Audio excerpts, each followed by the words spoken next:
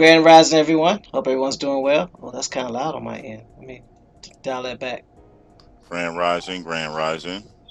Peace, everybody. Peace, peace. Hope everyone enjoyed the weekend. Oh, that was the weekend. To some people, yeah. It was a weekend. The week was over. Oh, okay. Really, that's what we doing. Sound like the week started. Yep. Sure did. Grand Rising, Copper Color Queen. Grand Rising, Original Tiller. Grand Rising, Carrie Bay. Grand Rising to all those that we are not able to see as of yet. And Grand Rising, everybody that's just coming in. Give us some ones in the chat if you could hear us. Greetings to the non-Greek backers. Really, that's what we doing. Oh, that's the ones that don't type back. 2212. All right, Grand Rising, Joshua Jones. Appreciate that.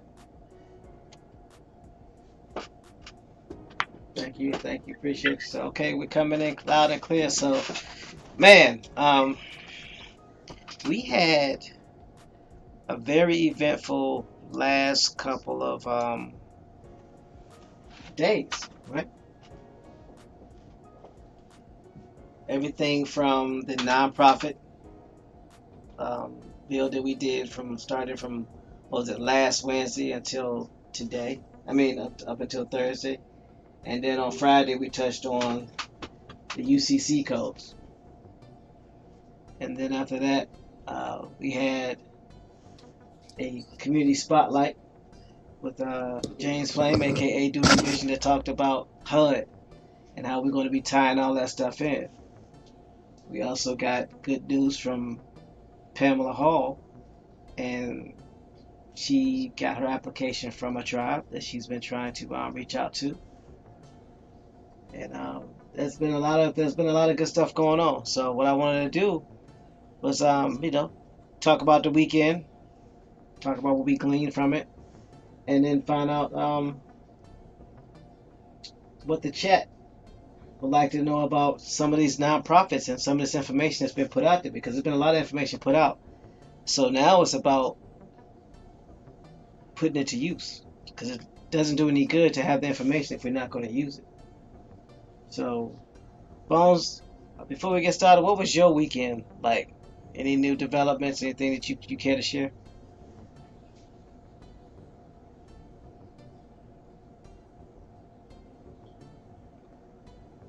What about you, No Sellouts?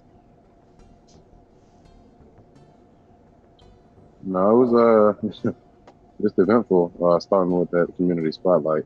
That was very interesting. I just can't wait till we get to that portion. Right. Well, one of the things I did this weekend was I conducted 2 genealogy sessions. Help people log into Ancestry.com, walk them through the process of what needs to be done from a standpoint of, the mindset that you have to have with doing your genealogy. Because at the end of the day, it can be time consuming, it can be frustrating. So walk people through that. People got excited. Got some people that are now actually going to be listening to the show from now on. So shout out to Prince William County, who's listeners out there now, who are now catching the ride with the C.A.B, calling all Aboriginals, or calling all bloodlines, excuse me. Grand Rising.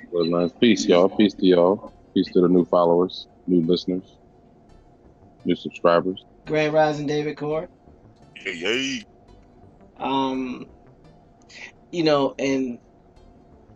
you and Bones have done this before. It's one of the things to do your own genealogy, and it's another thing to have somebody do their genealogy, because you get to see things from a different perspective.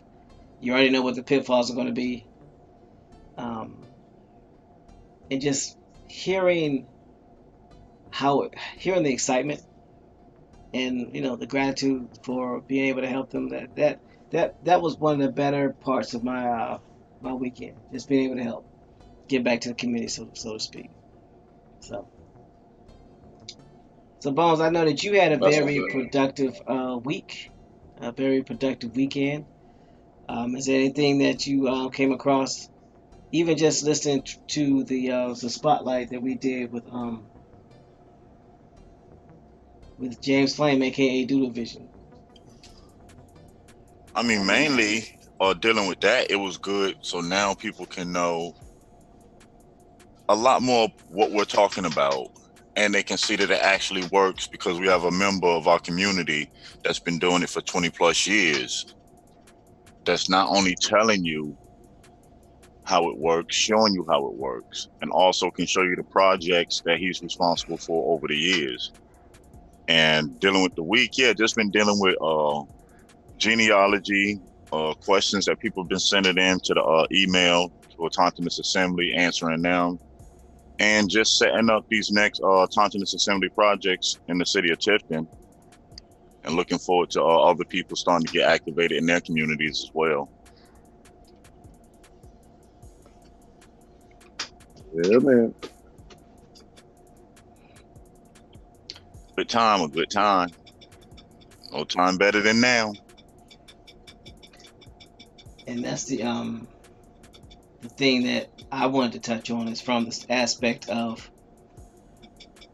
proof of concept, or as we say in the business world, receiving an echo. Remember, meaning you put something out there, and then you get an echo back, meaning you get feedback, meaning there's something, or there's a response, or there's something that's measurable from what was submitted. And anytime you're dealing with people, you're dealing with lives, you're on a platform and you have people's ear, their time and attention, it is imperative, at least from my personal beliefs, my personal standpoint, that you provide examples, that you provide proof, you provide something that people can hang their hat on. And it's no different than when someone goes on a website, or let's just say Amazon, and they see this product, this gadget, this widget. What's one of the first things that most people do? They go check the reviews, right? They check the reviews to see whether or not the product is worth purchasing. For the most part, people want to know that something works. They want to know that there's some backing behind it. And when it comes to the HUD Section 3 and the USDA grants, if you think about it, most people don't know about these things, nor have they ever heard them, so therefore this is new to them, even though it's not new. But because it's new to them, it's new to us, it would only make sense for people to want to know, does this work? Is it going to be beneficial? Can I start using this now? How can I implement it? What's the likelihood of it working in my community? Is this legitimate? I mean, these are all questions that the typical or average person will ask. But these questions I'm finding, are the same questions that the typical person would ask in normal conversation or just in general. These questions are actually getting blocked and timed out in some chats when people start asking the how and the process of things. Is anybody else noticing that, or is that just me?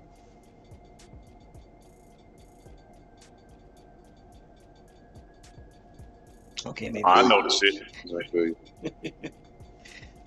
Copper Color Queen says, it's exciting to help others with the genealogy and have a conversation regarding the backgrounds. I hope to get more involved.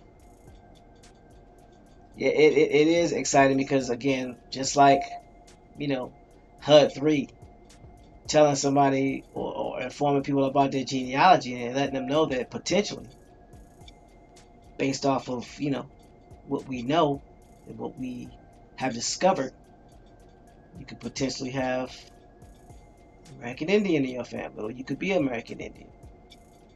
And then when they start doing their genealogy, you start helping them, they get excited. It does lend to excitement, not just for you, but for them, and also to the community, because that becomes contagious.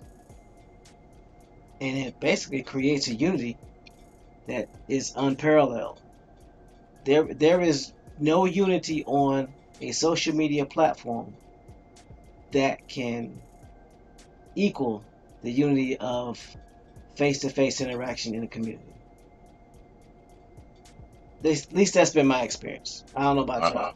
That's fact to me.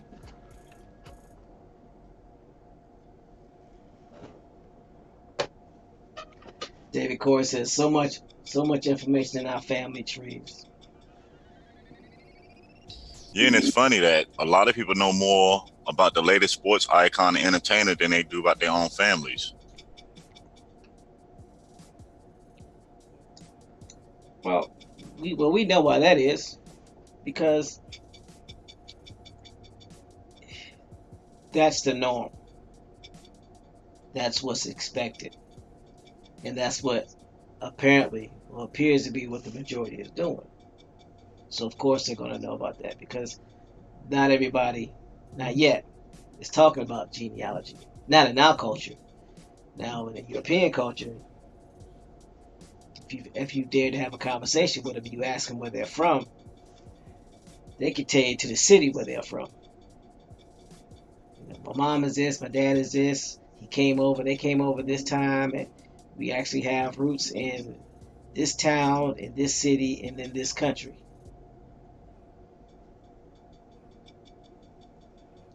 That's a typical conversation when you deal with most Europeans. They could tell you how their family ties in. But when it comes to many of us, before we started doing genealogy and found out who we were, or at least having conversations with our family members, we can only speculate, right? We can only guess.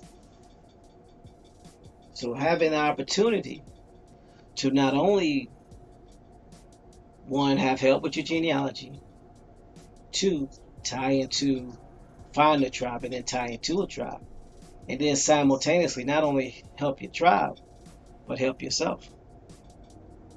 That's huge. That's monumental. That allows us to not only sit at the table, but it allows us to sit at the head of the table. Because there's generally two tables, right? There's a table for the adults, and there's a table for the children, or the minors, right? So the question you need to ask yourself, or you may want to ask yourself, is: do you want to sit at the table with the minors, or do you want to sit at the table with the majors? The choice is yours. Quite honestly, the choice is always yours, because we can continue to pontificate and guess about who we are and what we are, and choose not to talk to tribes because we are making the false assumption that all tribes don't accept us, and two, are not melanated or have no melanated chief. And Bones, I don't know about you. No, so I don't know about you. But out of the 1,000 tribes that are state recognized and the 573 tribes that are federally recognized, I personally don't know of anybody that has spoken to every chief in one of those tribes, or even visit half of those tribes. Matter of fact, I don't know of too many people personally that have visited more than 10 of those tribes. But yet there are statements being made that, well, they don't want us. But you never take the time to go talk to those tribes. You make assumptions.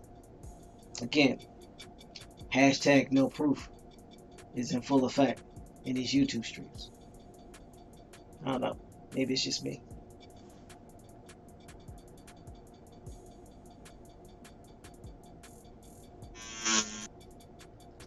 I know it's just weird. I mean, really, because when you have people that's actually using a process that can help them, or plugging into services that can help them,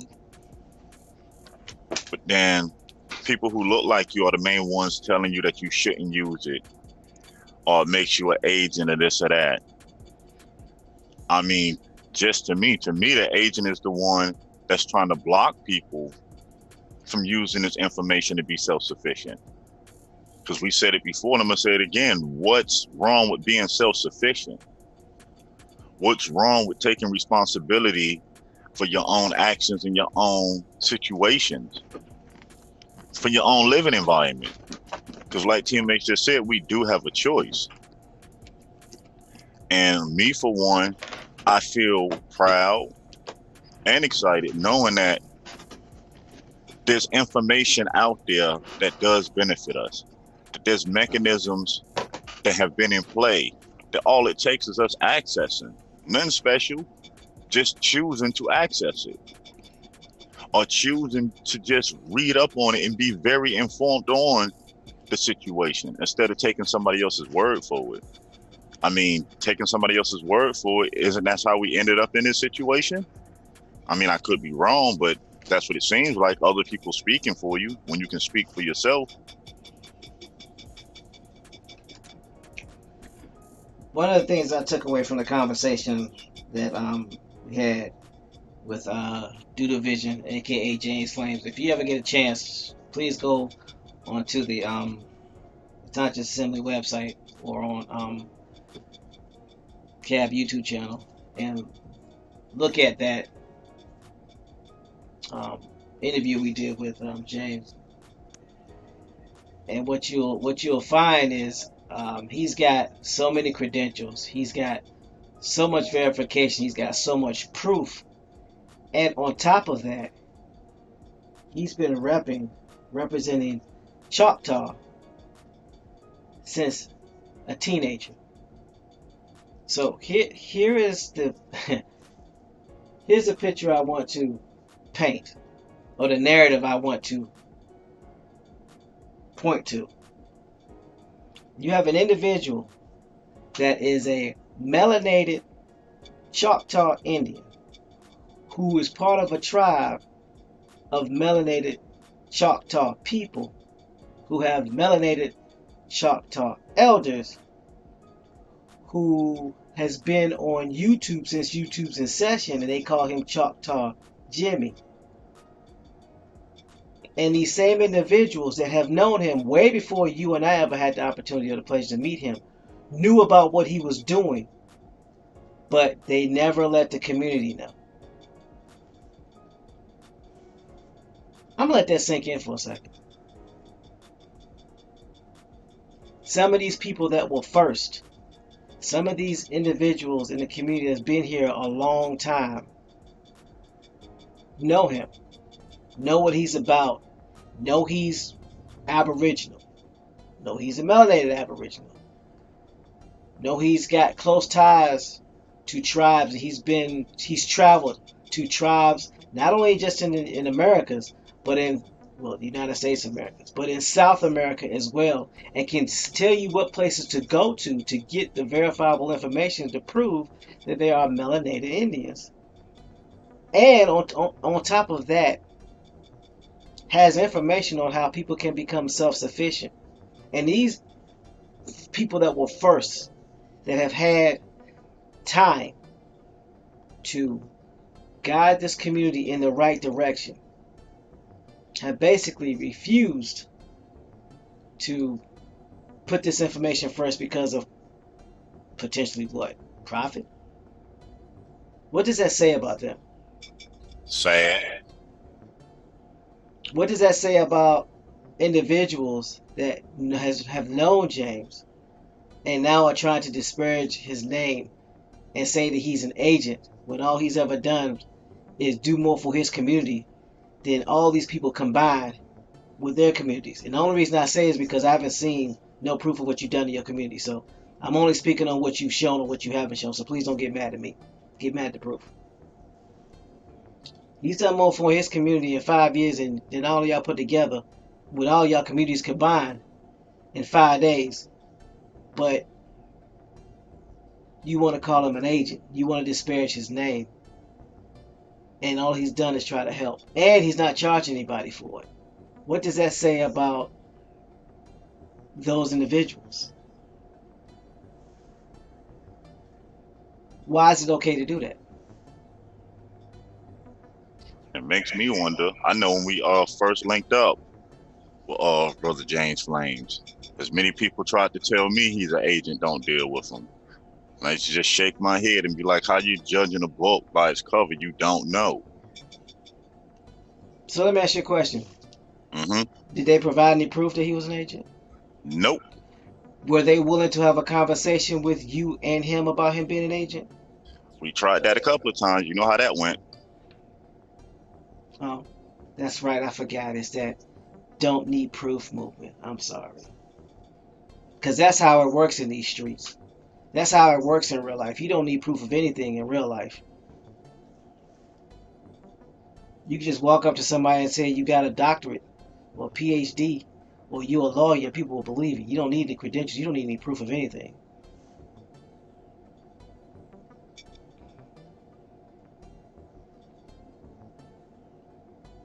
Interesting. So I mean, even down to 501c series.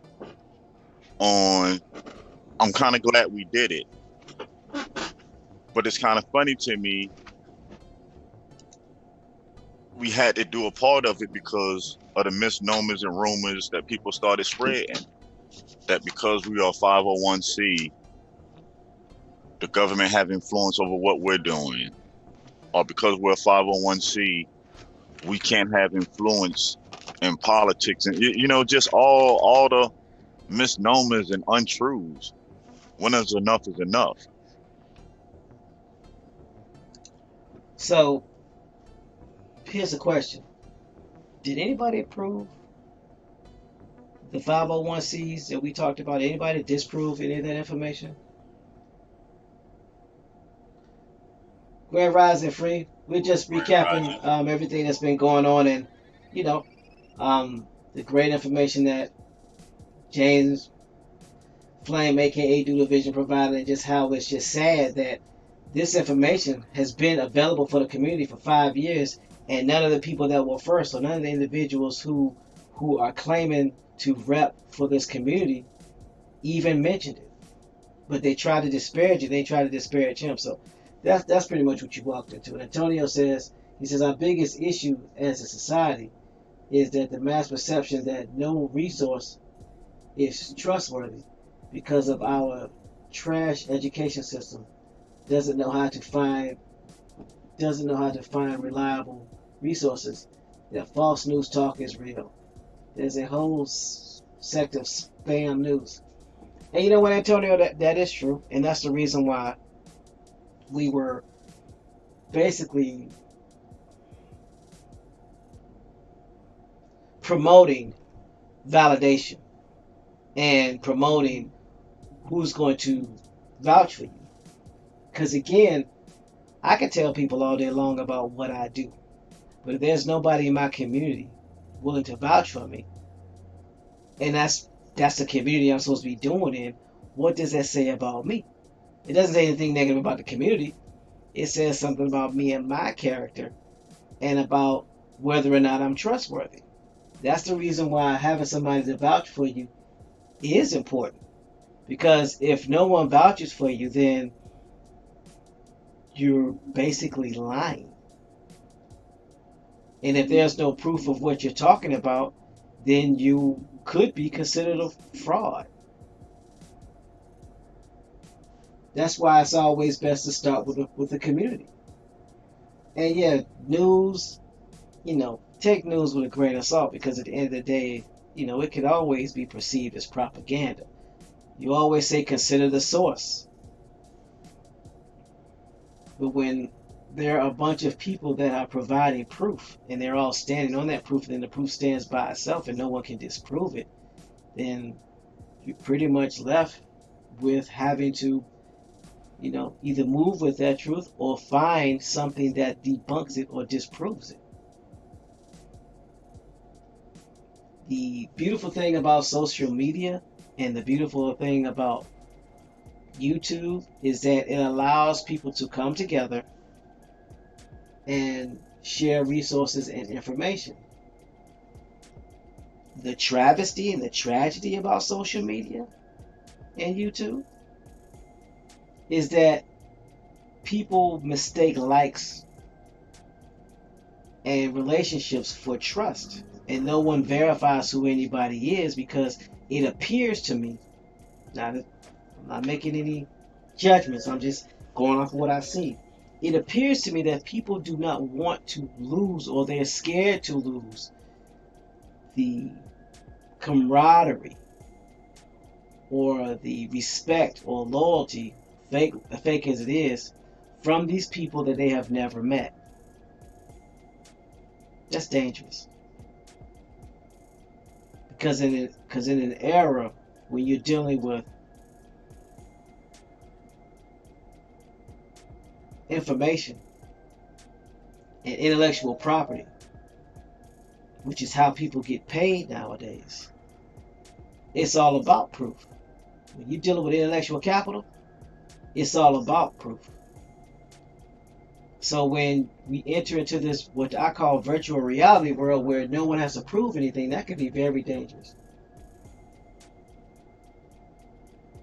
And I'm glad you mentioned that too, on that a lot of people do this to make financial gain, mainly on our people in our communities. And the thing that always bothers me, I remember my introduction to this community, that the same way how we talk every day, don't come with your hands open asking for something, come giving something. I remember bringing the mechanisms to where people can generate finances off of doing this and not getting it from our people. Infrastructures and things to where the information can be passed out further. And to me, it's just sad to where people stand on platforms and scream and holler, ancestors, the people, the people, the people, the people, but it's never about the people. When do we as a people, and I'm going to say it again, when do we as a people get tired of the misrepresentation? It's so quick and so easy to get emotional about somebody who don't look like us that misrepresents us. But the most damaging misrepresentation comes from the ones who look like us. The ones that we allow to speak for us. And that's why we did episodes on talking about starting in your community, starting at home, taking accountability for the things that you can change. The only way we move forward is dropping these old bad habits that got us in these situations. Willing to sacrifice some of these so-called European luxuries for 7 generations forward. What's the reason of having a voice if we never choose to use it?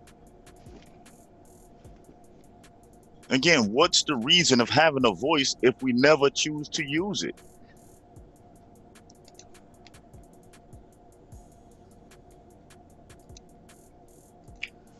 Or if the voice is being misused. Antonio says artificial intelligence is out here being implemented while the masses are asleep. Antonio, that's a good point. And the funny thing about it is that just because you trade one form of indoctrination for another form of indoctrination doesn't mean that you're awake. You're just in a different type of sleep or a different type of coma. What I mean by that is, if you're indoctrinated with some information that does not encourage you or demand that you question everything, then what type of indoctrination are you in? If you're just supposed to trust what somebody says and not question it, or question the information, or not ask for proof of concept, or not ask for proof, then how is that any different than what the colonizers have done? And I think that's a fair question, quite honestly. Even if I'm missing something, please let me know. Because at the end of the day, we are in an information age where there is enough information out here to free people who want to be free. And yet and still, we, as a whole, not necessarily people in this chat or the people listening, we just accept what people say and no one asks for proof. No one asks for examples. No one asks for steps. I'm not saying ask for process. I'm just saying ask for steps. How is this going to work? What steps need to be taken in order to do what you said that we're going to do, or what you said that need to be done? Very few people ask that, and the ones that do ask that question end up getting timed out or blocked. Can somebody help me understand that? LJ Free says, that's one of the things that bothers me the most. The entire world has tapped into us like an IV. We are people without our community attempting to do the same. She says, why are people within our community attempting to do the same? Free, the best way to explain that, based off of what I know, is it's easier to suck the life out of people that look like you because they'll let you. These same people that call themselves business owners, they wouldn't dare do that in another community. They wouldn't dare go to an Italian community with this hustle that they're doing. They wouldn't dare go to a Russian community. They wouldn't dare go to any European community or Latino community, period, because they're scared. They're only comfortable with people looking like them. So it's easier to take from people that look like you because they're scared to talk to or deal with people that don't look like them. And I'll even go this far, and this is my own personal feeling on this one. How we got in this situation? By people who look like us and other Indians who made deals for their own personal gains. Correct? That's a fact. It's been proven. So why would it be any different now? I don't think it would. I don't think it would. It's sad that some of us are attempting to repeat the same thing that got our ancestors in the situation that they're in, but that's what happens. LJ Free says, yep, Indian agents. So, and when does the right thing, when does doing the right thing becomes negotiable between likes, finances, so-called YouTube fame? When is it negotiable? When is our future, our 7 generations, ever been negotiable for any of this?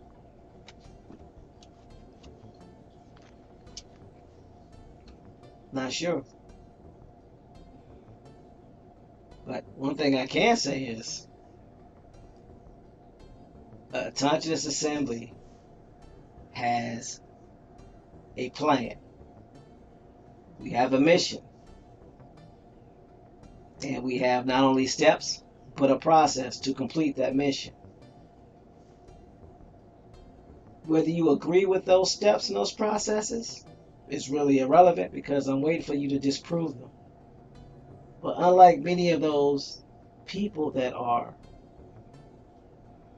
claiming the caste system, if you will, doesn't work, are the same people that are part of the caste system and get money from the caste system and haven't even done something as simple as start their own business outside and generate their own income. They're still getting money from either the government or from their boss who participates in the caste system. That's problematic, number one. Number two, I don't think many people understand the difference between an idea and a process. And we'll talk about that shortly. Again, I'll say this again. Many people don't understand the difference between an idea and the process. Anybody can come up with an idea.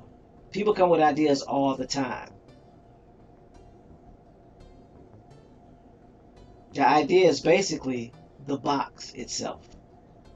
This is what we're going to do. In that box, you have steps that tells you what needs to be done for that idea. Within those steps are the how. How are these steps going to take place? How is it going to get accomplished? That's where your intellectual capital resides. In the how, not the fact that you created an idea. There were lots of people that had an idea of taking a vehicle and hoping that it could fly. But there were very few people that put that idea into a process to create an airplane. Same with an automobile. There were many people that had an idea of a horseless carriage. But very few people came up with a process of how that was going to take place, which resulted in a combustible engine. So I don't think many people understand the difference between an idea and a process. That's just my 2 cents. LJ Free says, I guess proof isn't always a problem. When one isn't merely spewing conjecture, that is.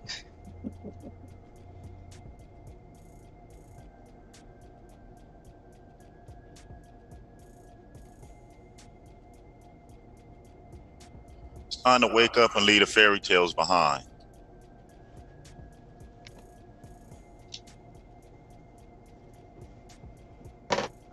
Well, here's the thing. There may be some people wondering what our process is and what our goal is. So I will kindly tell anyone who wants to listen.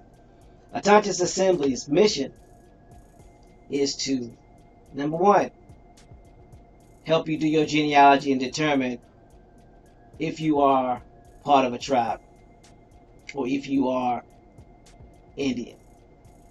Number two, help you find the tribe that you're a part of. Number three, help you become self-sufficient and independent. Number four, help your tribe become self-sufficient and independent. Those are called steps. Now there's a process that goes with those steps, but we gave you steps. 1, 2, 3, and 4. And of course, within those steps, there's a process of how that's going to get done. So not only are we telling you what we're going to do, but there's a process on how it gets done, and that process has already been implemented and it's being repeated. That's the difference between an idea and the process.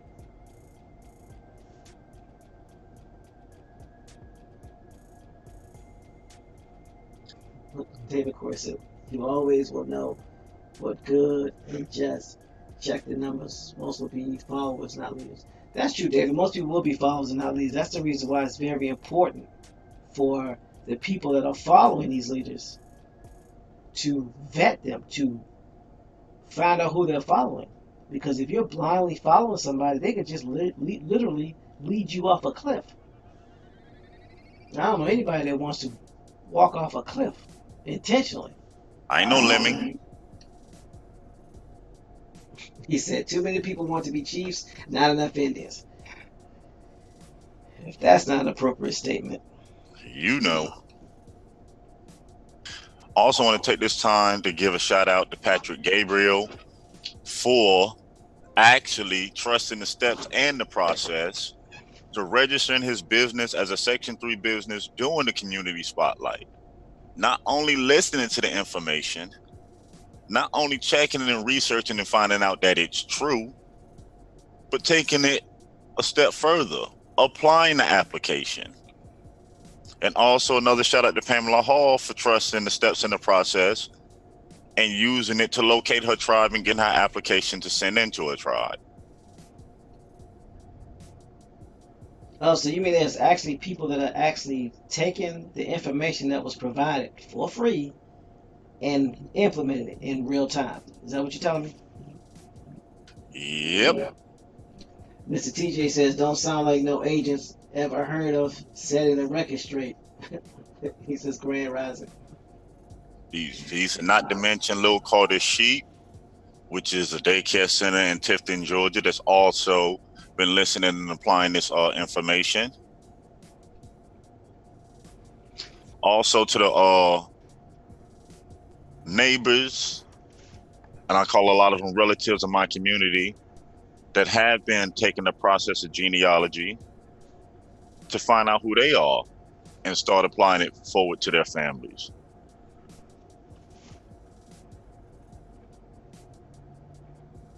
Yeah, I want to give a shout out to those in the Prince William County community that have been doing the same. Not sure if you want your names called up, so I will reserve that until I get permission.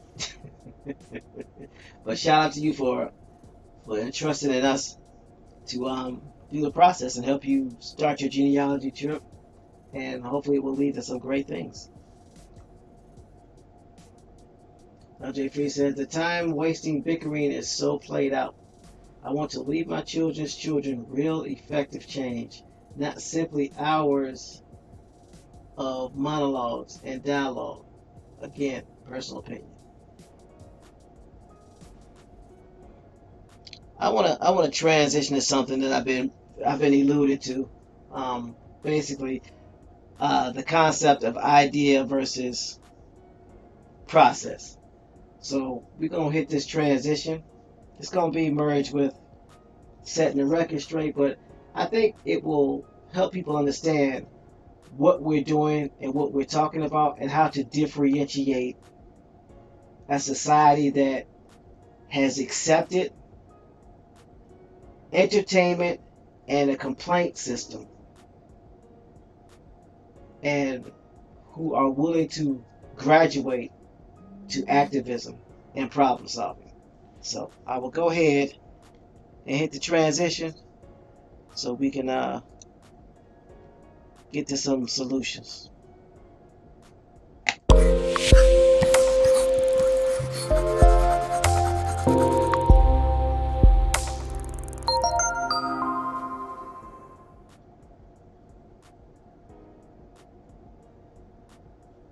Like my little graphic? I see you got it locked in. So I mentioned idea versus process, right? That basically gave my personal definition of idea versus process. But you know how we do here on Auchtoctones Assembly. I'm not going to just give you my opinion. I'm going to give you or provide to you facts. So let's look up the definition of idea based off of Merriam-Webster. And I'm going to put it in the chat. The link in the chat so you can follow along. So, what? Not sources, you say? Oh, come on, man. You know how we do. Is there any other way to do it except for this way with sources? Not that I would want to be a part of.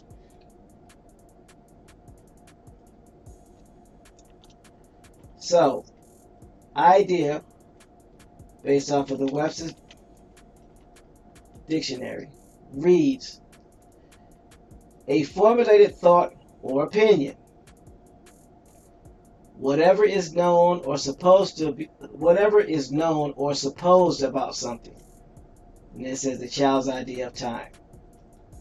The central meaning or chief end of a particular action or situation. A plan for action design, a standard of perfection ideal, a transcendent entity that is a real pattern of which existing things are imperfect representations. 5a. An entity, such as a thought, concept, sensational image, actually or potentially present to consciousness. B. An indefinite or uninformed conception. C. Obsolete. An image recalled by memory. 6. Christian Science. An image in mind. 7. archaic, a visible representation of a conception, a replica of a pattern. So, ladies and gentlemen, that is an idea.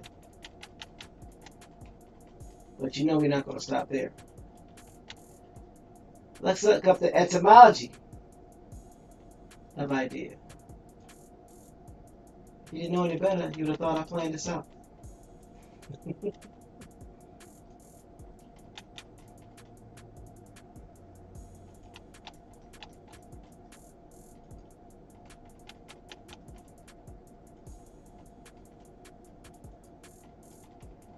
So, the etymology, definition of an idea.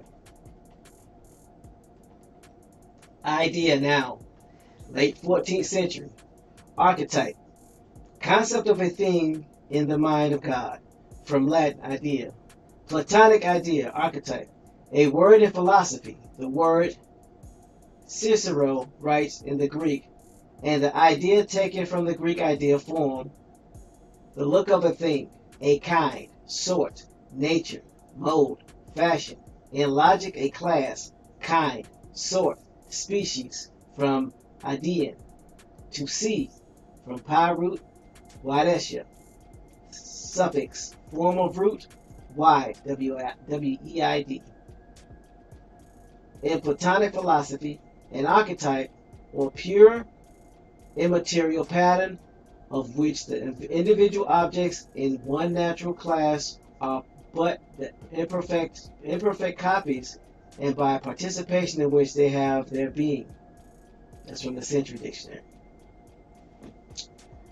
Also, this reads, meaning, mental image or picture. It's from 1610s. The Greek word for it was eminoia, originally active thinking, as is the sense concept of something to be done, concept of what ought to be, differing from what is observed.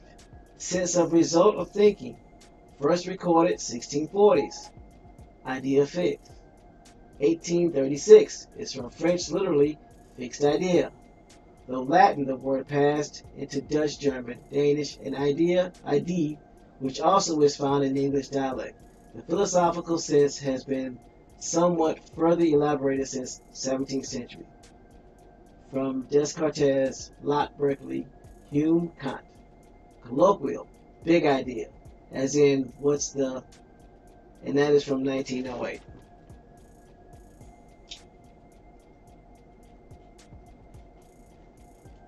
So that's what an idea is. It's literally a thought, something not yet tangible. That's my paraphrase understanding of an idea. Okay. So I went one further. I looked up the business definition of an idea. Uh-oh.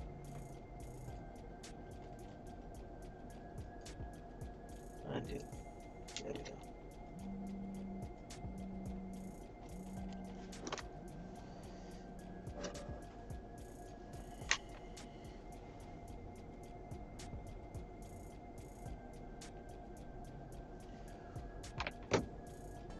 So I'm going to put that into the link as well.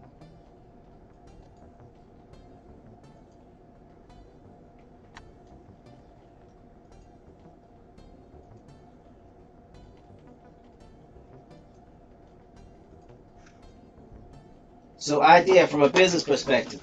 Let's see what we got. A thought or collection of thoughts that generate in the mind. An idea is usually generated with intent, but can also be created unintentionally. Ideas often form during brainstorming sessions or through discussion. Number 2, an impression or notion that ties to portray the overarching scope or outline, giving me a general idea of how much the project will cost. Offers to the fact that supervisors need a general estimate of how much the employee believes the project will cost. Number 3, an opinion or belief. My idea is that a telephone call is more personal than email. Represents an opinion of which method of communication is more personal.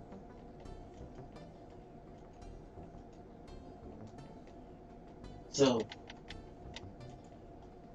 why did I put or post the definitions of ideas? Because I dare say 90% of social media, I'm repeating this, is either entertainment or complaint based. We already understand entertainment. So complaint based social media does one thing very well. Allows the host to vent and point the finger at an entity or an individual and bash them because something violates their idea of how something should be.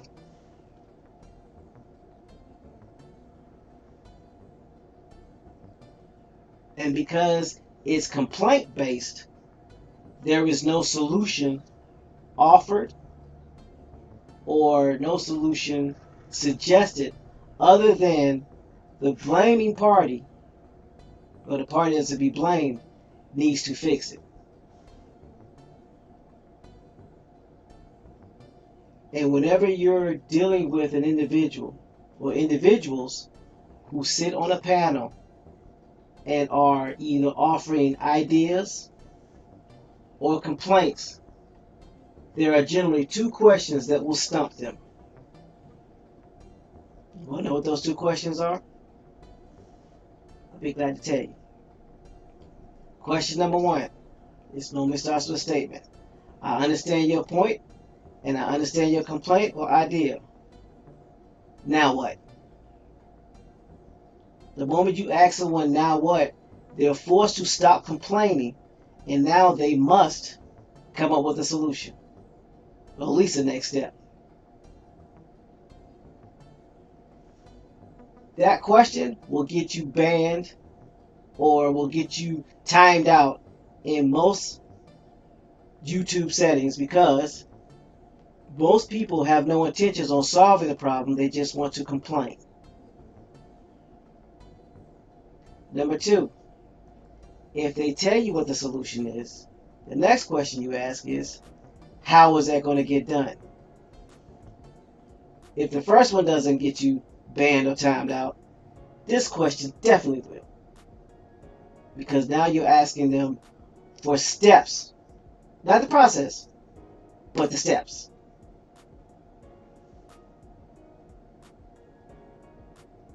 So, whenever you're coming across individuals that are appearing to be complainers or idea specialists, you ask them, now what?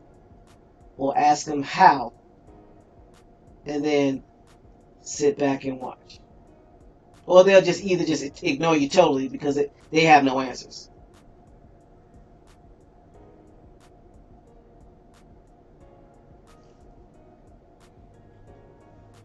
Bones, what's your viewpoint on that? Just want to hear what you got to say on it. I mean, I look at it the same way.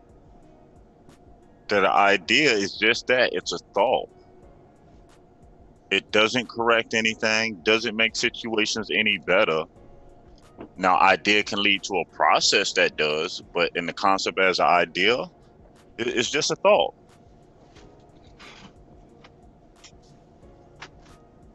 Okay. And sometimes not even an educated thought. It don't even have the thought don't even have to have basis in reality when you listen to some ideas. That's true. Because it's just an idea, it's just a concept in your mind that was created based off of your exposure, your viewpoint, or your feeling.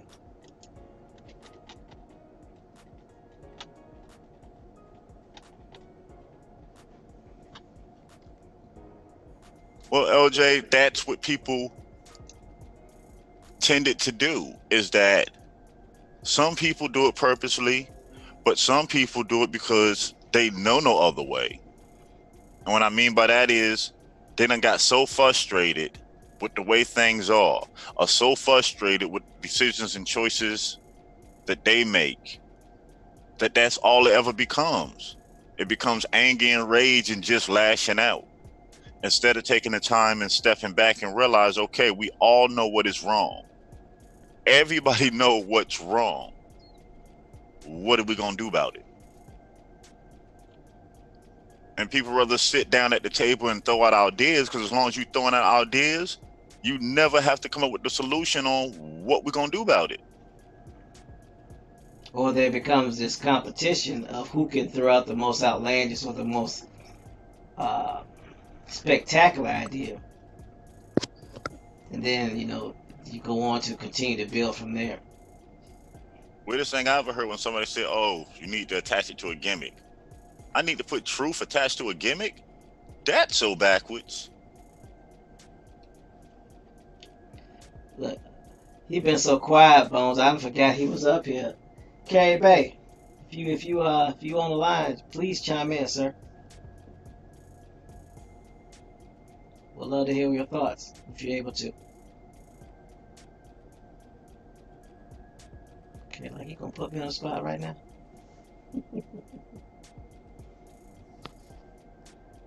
Well, chime in when you have an opportunity.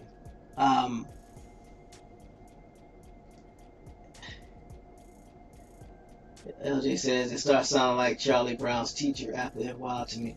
Well, for those of us that are solution oriented, it does. But for those people who like to complain and don't really care about a solution, they just need a mechanism to vent. They don't need a solution, they just need to vent, which is fine and dandy. But at the end of the day, if you are solution oriented, then yeah, it does start to sound like Charlie Brown. That's the reason why I very rarely listen to podcasts. I very rarely listen to anything where it starts out as a complaint and people have no intentions on doing any solution. I can remember some of the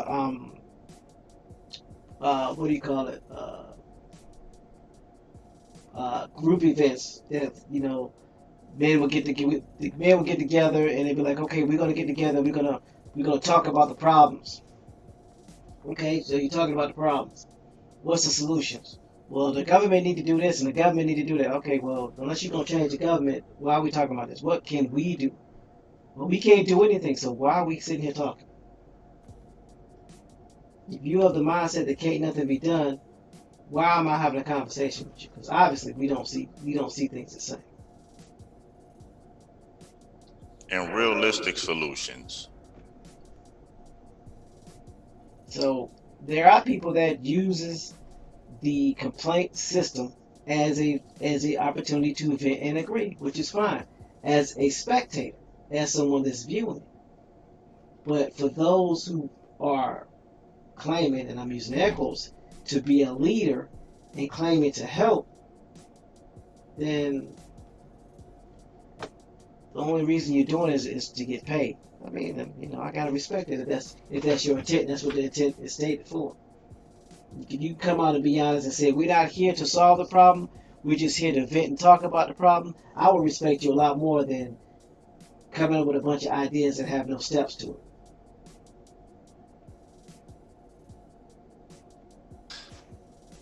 And Golden Moon asks why everyone got to be an agent that's just trying to help. I mean, that's a good question. I mean, over here, I think we've been called everything in the book for bringing real life solutions and designing mechanisms that people can actually use. Let's see, agents, thieves, crooks, troublemakers, trouble starters, the new guy. I mean, any negative or derogatory term that could be thrown at a group of people. T-H&M. Let me stop. Oh yeah, we've been called some derogatory and negative terms too. But at the end of the day, that's part for the course. It is what it is. Yep, comes with the territory. I've sat on many boards of directors for many businesses, and I've had business owners call me out my name as they were getting escorted out the building. So I mean, it don't matter because it just don't. So instead of being a hypocrite and making accusations, I am going to give you an example of giving you steps without giving you processes. Because you can give somebody steps to something and not violate exposing your intellectual capital or your intellectual property by giving steps. So, I think it was Indigenous American that asked me about the steps to start a business, right? The Yeah. process. So, here are the steps. Step number 1, pick a name. Pick a name of your business. That's the first step. You got to name your business. Without a name, it's going to be very difficult for you to move any further. Step number 2, you have to determine if that name is owned by any other entity in that state or in the United States. After you have determined that that name is not owned by any other state or any other business in the state or the United States, you then register your business with the Corporate Commission. After you register your business with the Corporate Commission, you then go and get you a tax ID number. After you get your tax ID number, then you must set up, no, you don't must set up, but if you want your business to be profitable, whether you are the only person on your board, you need to set up your bylaws and your constitution for your business. You can use a template for that. After you do that, then it is suggested, because now we're on step number 5. Step number 5, start looking for a team of people that you can work with that are not only going to be on your board eventually, but be your advisory board, meaning individuals of different professions that you respect that bring something to the table that you don't have, that will be your advisory board and eventually be your board of directors that you can pay them. Step number 6, come up with a plan of how your business is going to run and operate. Step number 7, apply what you've discussed. Those are the steps to running the business. Those are the steps to getting the business operational. Now notice, I told you what to do. I didn't tell you how to do it. The what were the steps. The how is the process. Because even though I told you to pick a name, I didn't tell you how to go about picking a name. Even though I told you to verify that the name is not registered in the United States or in another country, I didn't tell you how to do that. I told you to register with the State Corporate Commission. I didn't tell you what that process was. I told you that once you register, then you need to get your tax ID number. I didn't tell you how to do that. Once I said that, I said go ahead and get your bylaws and your constitution together. I didn't tell you how to do that. I told you what you could do, which was get a template, but I didn't tell you where you can get the template from. Who to use for the template.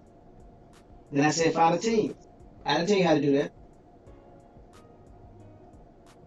Then I said develop a plan. I didn't tell you how to do that either.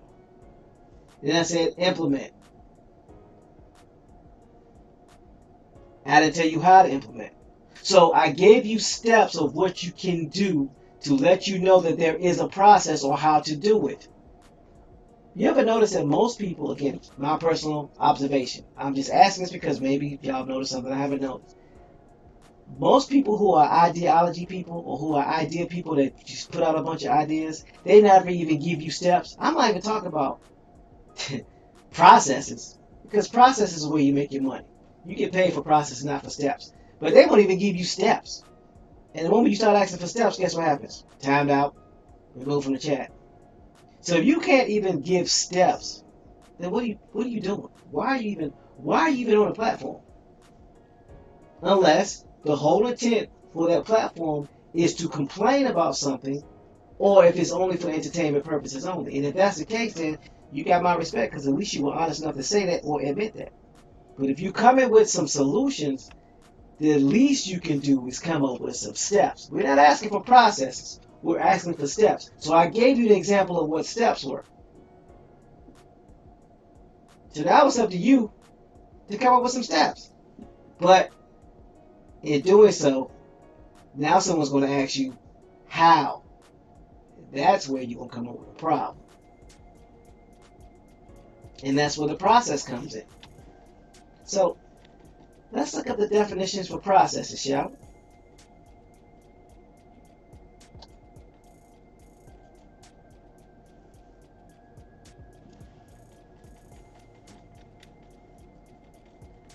put this in the chat.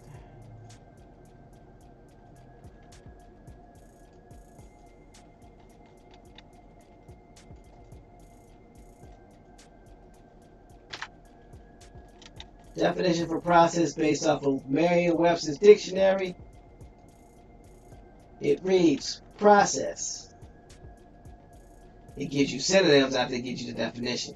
It reads, a usually fixed or ordered series of actions or events leading to a result. Let me repeat that one more time.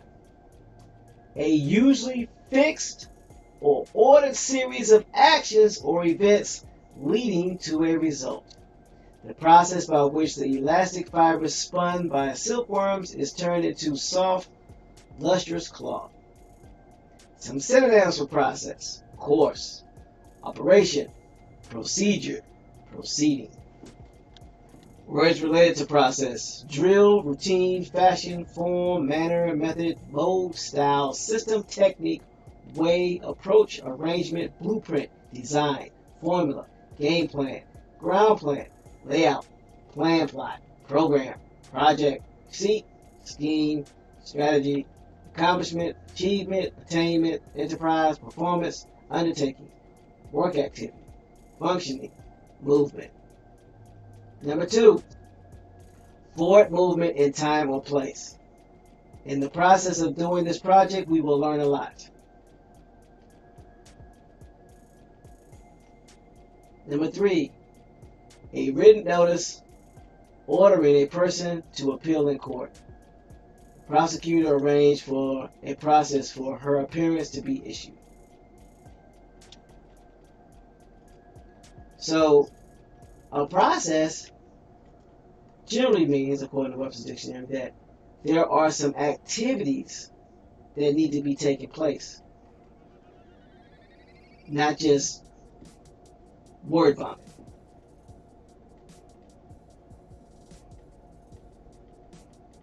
So that's the definition according to Merriam-Webster as far as process. So let's look at the etymology of a process, shall we?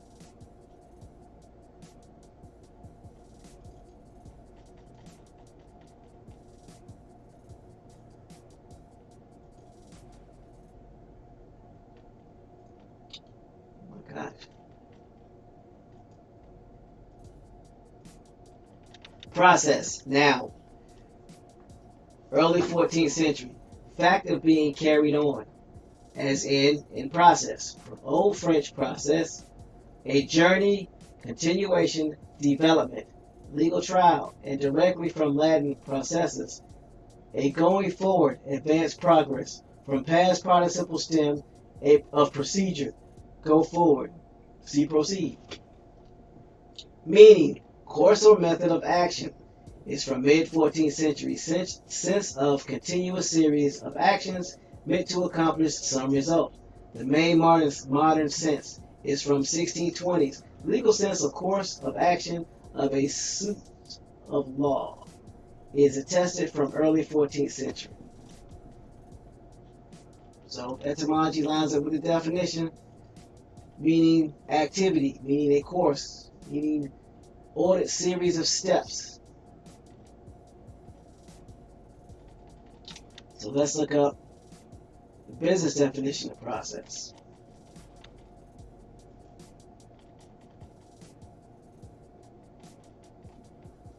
Process, according to BD Business Dictionary.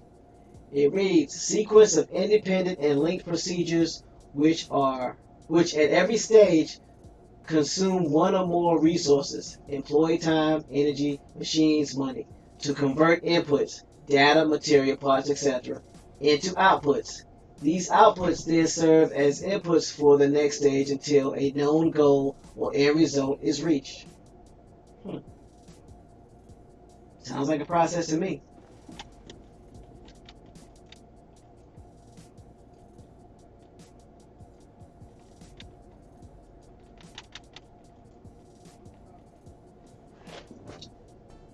Purple Color Queen says, those cloak and dagger messages where you have to pay to get the other part of the info, that really isn't helpful.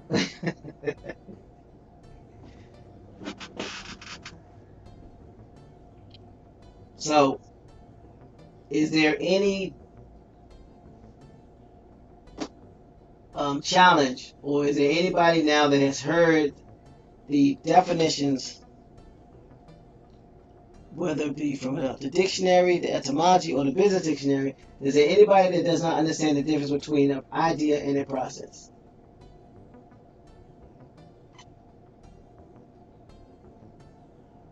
And I think it's important to keep these things in mind, because you can't keep getting duped by ideas and people telling them that they're processes, when all we have to do is ask a question. How is that going to work? How is it going to get done? And dealing with a proof of concept. What is this going to be? What is this work based off of? Is it based off of something that has worked before? Is it similar? How is it similar?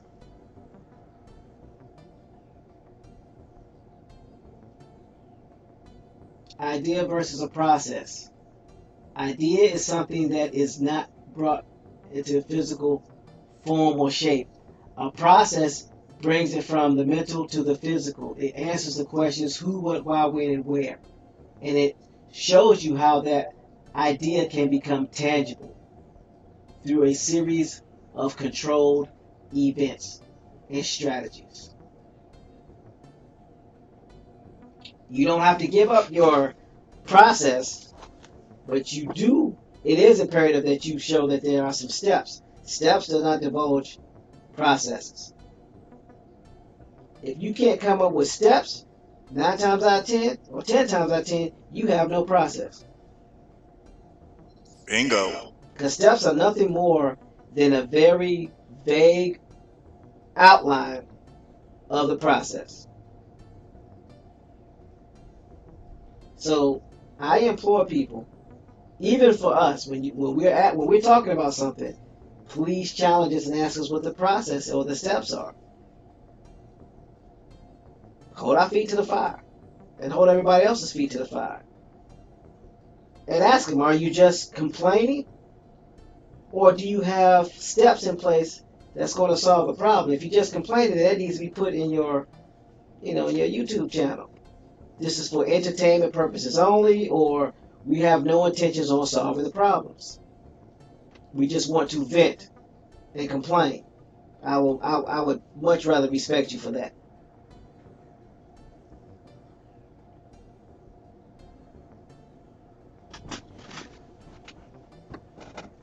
She said it's like going to a fortune teller. She said it's insane to me, but you definitely have a point. She told the cop color queen. She says, I'm glad you broke that down. Well,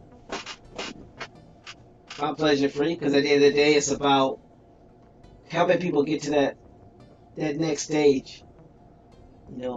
Are we entertaining complainers? Are we entertaining idea specialists? Or are we really listening and hearing people that have solutions? Because if you have solutions, you could at least provide steps. Not necessarily the intellectual capital, intellectual property behind those steps, but you should at least have steps. If you can't provide steps, then basically what that tells us is you have no solution.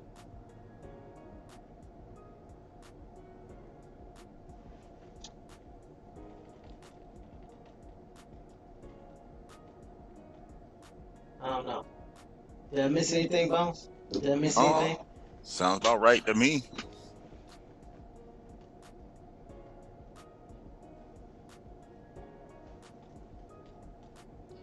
It has to come a point in time where the conversation transfers to actual movement.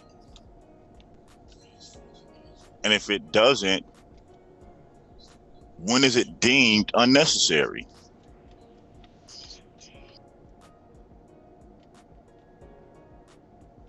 As Jeffrey says, right. If all you're doing is venting, then do so without attempting to bang on people who are doing the heavy lifting without complaint. That's a good point. I can even take it even further. If you was really calling yourself banging, get off of the YouTube screen and go out there and bang on these people in person. If you say you really banging on people, why you not talking to your local city officials to spark change? Why you not out and about in your community to spark change?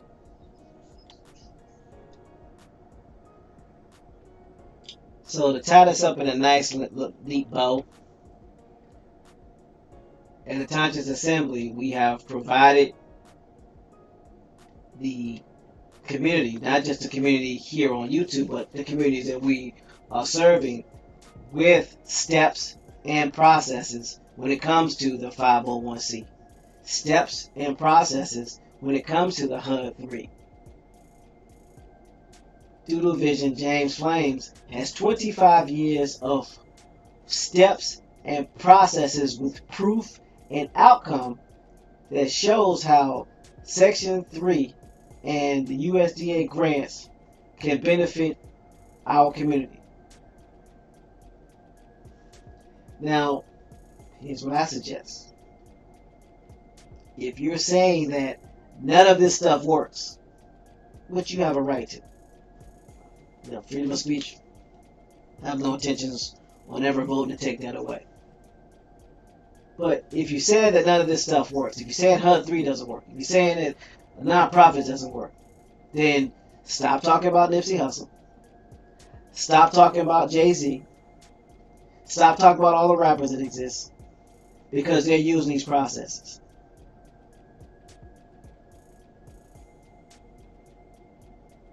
Because you can't have it both ways. You can't talk about individuals being a part of the caste system, but then say, well, hip-hop or these entertainers or sports is a way to solve the problem or get this bag. But they're part of the caste system too, aren't they? Make up your mind. Stop being double-minded. Either you're against the caste system or you're for the caste system. Don't do both. Don't do both. And if you're for the caste system, give the government back all the money that you got from it for either your disability or for working for the government or from the job that you're working that's part of the caste system. Give the money back.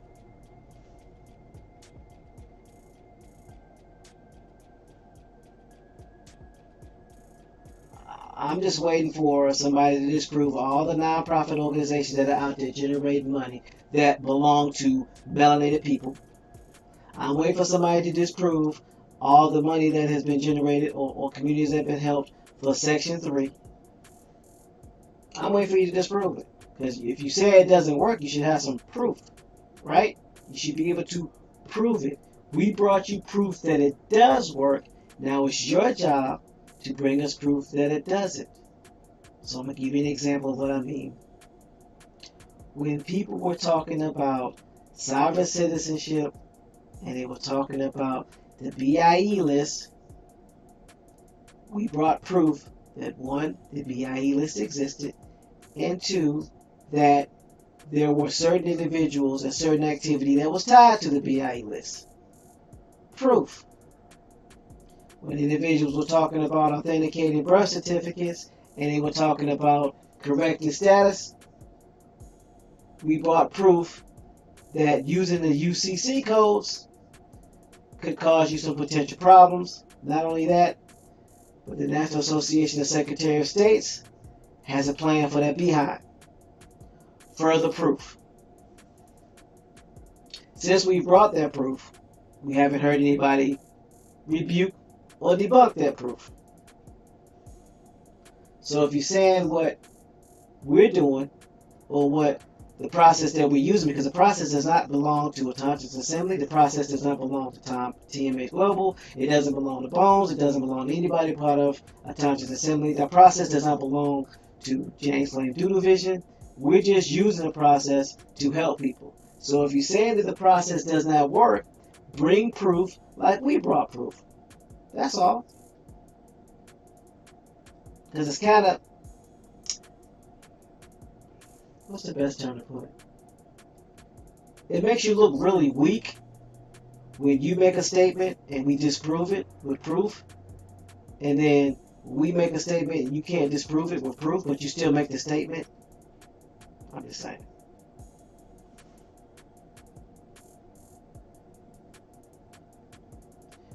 But if it is all you're doing is venting, oh, I read that. She says being a YouTube warrior has been very appealing to some.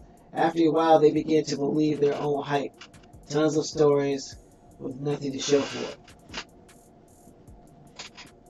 And I'm going to go out on a limb and make a guess. I have no proof of this. This is just speculation on my part.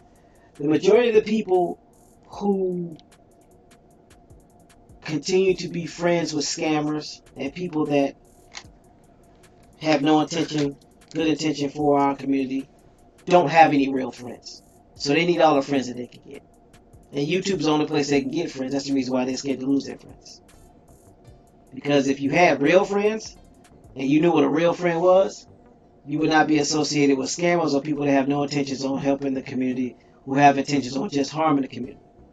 That's just my personal opinion. That are not the views of Auchtoctones Assembly. Those are the views of TMA's will. So that's my perspective. Because I don't know about the hood that y'all grew up in, but the hood I grew up in,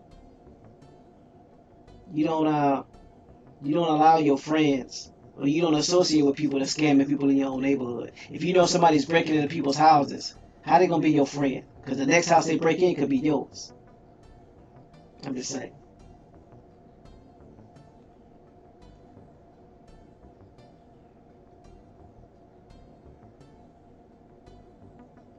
Something to think about.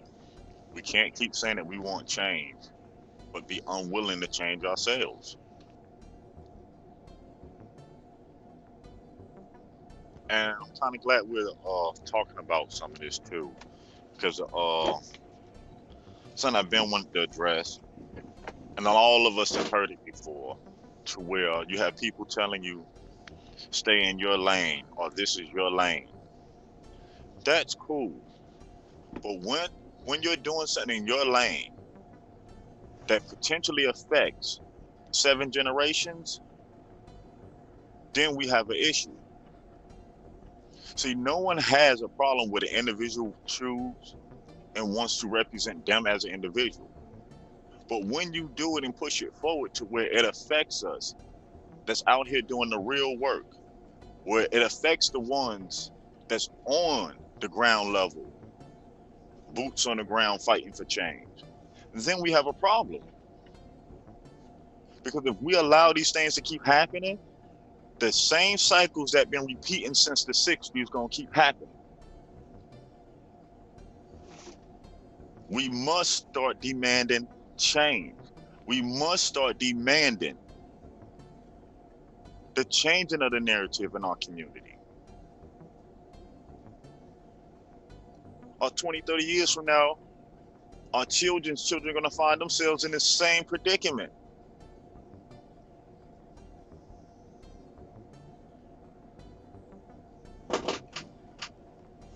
Grand Rise and Deshaun Marshburn. Hopefully I pronounced your last name right. Hope all is well with you. Peace to Sean. Glad you caught that. C.A.B is rising.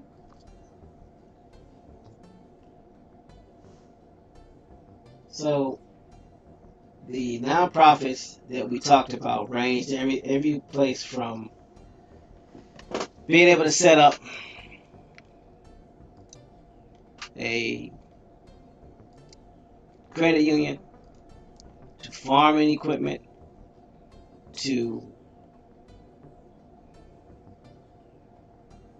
veterans organizations, to holding corporations, to religious organizations, to business leagues, to fraternal organizations, to insurance companies,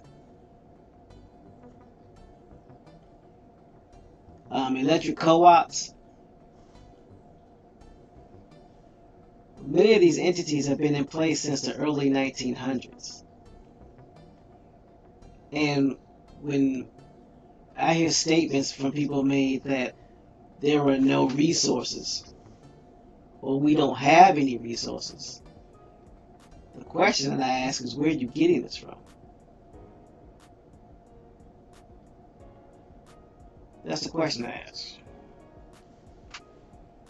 Where are you getting the fact that we don't have any resources? Because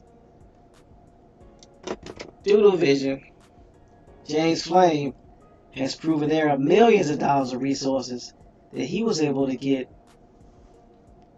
for his city, and he's going to show, and he's willing to show, and he's been willing to show how we can benefit from those same resources in our community, which he provided this information to you 5 years ago, but you chose not to partake in it, or because you were being greedy. Being greedy part is that's my I put on it. James didn't say that. So my question is, if this information has been available to this community well before I became a YouTube subscriber or even listener, my question to you is, what have you been doing? Really though, You've been banging against somebody for 5 years and haven't produced anything for this autochthonous Indian Aboriginal community. Not one thing. In 5 years, not one. What have you produced? One thing. Seems to me that they trying to get our people jammed up on that hamster wheel, going around and around and around to nowhere. You have had a 5-year head start on helping this community and haven't produced anything that you can point to. But we're the agents because we pulled it off in less than 6 months. But we agents though. Well, maybe not 5 years. How about 2 years? 2 years. 2.5 years. 1 year. 18 months. Pick a time, pick a date. You were first. You were here before we were here. What did you do? What did you do to help communities? What did you do to help your community? How about let's start there. What did you do to help your community? How many people were better off because they met you in your community? Can you produce one person in your community that was better because they met you? Just one. Just one. Let's start with one.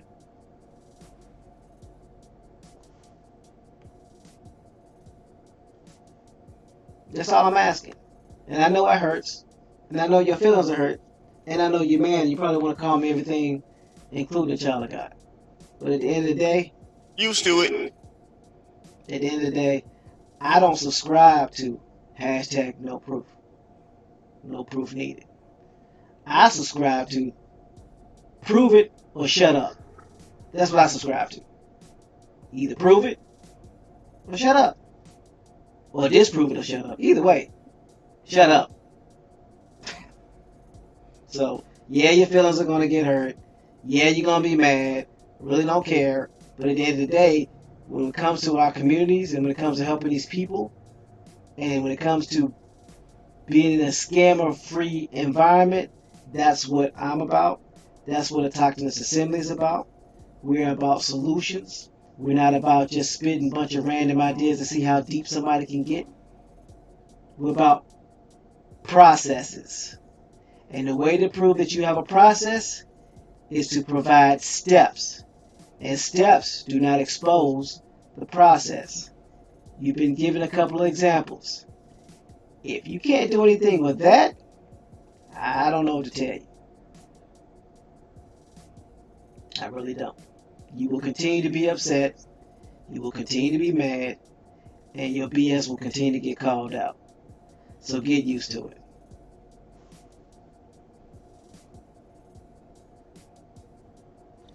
Deshaun says, got my mind working. What you got? What we got your mind working on, Deshaun? What you need some help with, bro? Or hopefully I didn't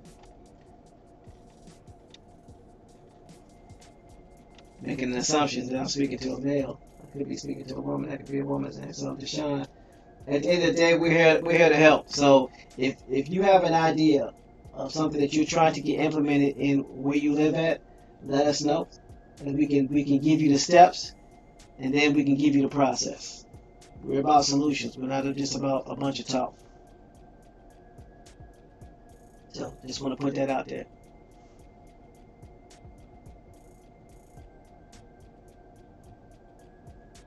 if there's any questions, you can reach us at autochtonesassembly@gmail.com or www.autochtonesassembly.com or www.aau.world. And if you need help with genealogy, you can check out the genealogy section on the website, which consists of 50 free websites to get you started with your genealogy. Also, it's been added for every state organizations for you to contact on your genealogy records. It's also on there. It's also tips, hacks, and tricks to where when you get caught up in brick walls with your genealogy, all the information is there for your disposal, and it's always free.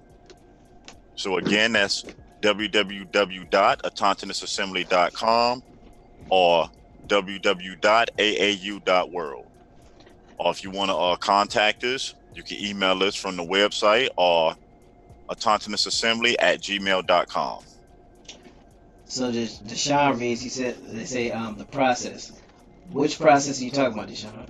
Because there are multiple processes. So which process are you talking about specifically?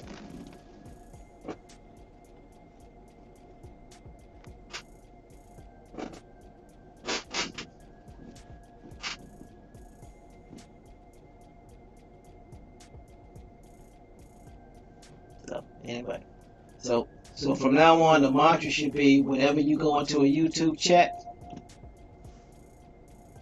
how do you do that? Now that you done said that, now what? Start requesting steps. Not processes, but just steps. That's not too much to ask. If they have a process in place, they should definitely be able to come up with some steps. I mean, can we all agree on that?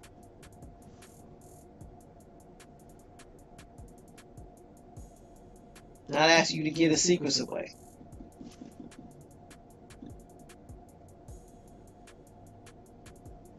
Because no organization or entity will be willing to work with you or even entertain anything you have to say unless you give them steps. Steps let them know you have a process. And you're not going to be able to get away with saying, well, we just doing some stuff. We doing a whole bunch of stuff, but you never talk about the stuff that you're doing. Or there's never been anybody to validate that you're doing stuff. When I say validate, I mean somebody that's going to validate for the person that validated for you. Meaning people in your community. What's the true benefit of it? Yeah, because how somebody in California going to vouch for me and I'm in Virginia and they've never even met me? Or they've never even vetted me. How's that going to work? Or just because we've sat on the hangouts and talked or we've exchanged information? That's not validation. Sound like virtual socializing to me. We need to get back. We need to get back to needing proof.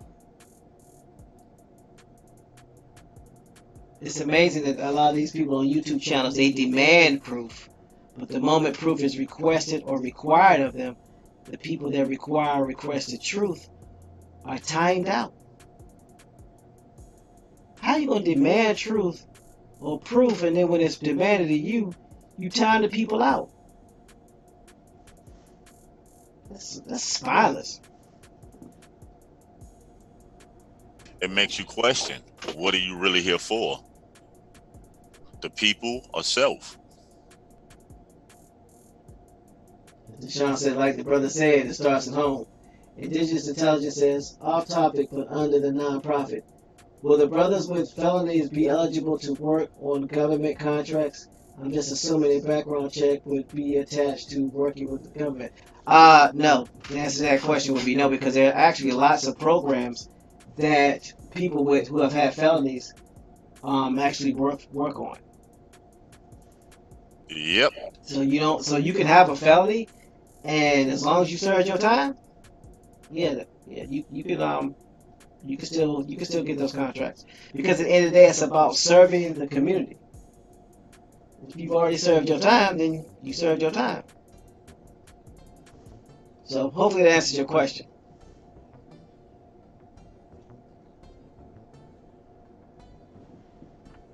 No problem. That's what we're here for. If we know the answer to your questions, we're gonna do our best to lead you in the right direction. And if we don't know the answer to your question, we will find the answer to your question. But first we'll tell you we don't know. That's another thing I thought about. How many times have you ever been on a social media platform and the gurus never once said they don't know? Let them tell it. They know it all, but nothing about this. Mr. TJ says these steps after process would be adequate business model to present? Exactly, Mr. TJ. The process are the answers to questions who, what, when, why, and where, which will lead you to steps of completion for understanding and for individuals wanting to invest in what you're doing because you answered all those questions and you've covered all your bases. Again, the process is where the intellectual capital resides. Indigenous intelligence said definitely when we talk about cleaning up the community, we have to provide them help. Yes, and that's why here at the Auchtoctones Assembly, we use the information that was provided to us to bring adequate housing, employment, the tools of self-sufficiency to our communities. And that's what a lot of these grants are for. That's what the whole mechanism from 1968 was set up for. Like we said before, when King told you he was going to get the check, yes, he got it and it was signed. He didn't get to cash it, but now it's up to us to activate it and put it to use to make sure the legacy of our ancestors don't go in vain. How can we sit here and keep crying like most people in this community want to say, oh, they were sellouts, or King was an agent, when you don't know the full history, when you don't know what he gave his life for? Let's stop judging people from where their journey starts, and let's judge them on where it ends. Because all of us come from different places. All of us have different experiences. And if we were judged on how we started, will we be here today? So let's remember that.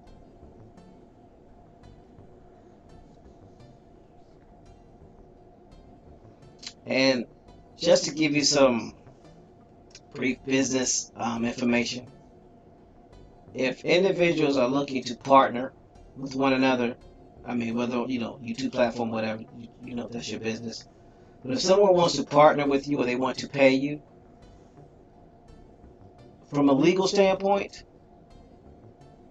they're supposed to provide you with either a W-9, which are for contractors, meaning that you run your own business and you're providing a service to them as a partner. Or they're providing you with a W-4 form, which means you're not working for them and they're responsible for taking taxes out of the income that they're paying you. And they should also be issuing you, at the very minimum, a service agreement with a non-disclosure agreement. If you're not receiving any of those documents from them, they're not looking to do business with you. They're looking to do illegal business because you are responsible for all the income that you bring in that you don't report. And here's the funny thing about the YouTube streets. There's a lot of blackmail that goes on. So some of these people will put you in a situation just so they can jam you up and blackmail you, so they can get you to do what they want you to do. So make sure you do it right on the front end so that you won't get blackmailed on the back end. And the reason why I say that is because there is an IRS snitch line. And there have been some people in this community that have been snitching on people for leverage. So I'm just here to help you out, let you know what goes on. So if they talk about partnering with you, and they talk about doing business with you, and they talk about employing you, you should have at least 4 pieces of documentation. Documentation number 1, a service agreement or some type of contract between the two parties stipulating there will be an exchange of some form of currency. Number 2, if it's an employee that you're going to be as an employee, they should be issuing you a W-4, which basically looks at taking out the taxes every time they pay you. If it's a W-9, that means you are partners, and it's a contract, meaning you are a subcontractor. You provide your own skill set, you provide your own tools, what have you, and that they're going to pay you periodically, and they will be responsible for issuing you a 1099 at the end of the year.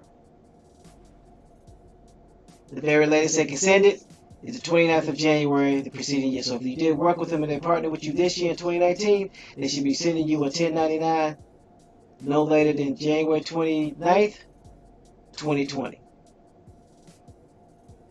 And it should also be sending you a non-disclosure agreement. If they're not sending you any of those documents, you set yourself up to be blackmailed. Because what they'll do, what they could do is say, well, you know, you got paid at that table and you ain't reported on your taxes, so we gonna snitch if you don't do what we tell you to do. There's a lot of that stuff that goes on, and we will be covering some of that stuff at a later date. So just want to put that out there so you can understand how to dodge some of these scammers and schemers and people that don't mean you any good. So, just a thought. Like we say, question everything.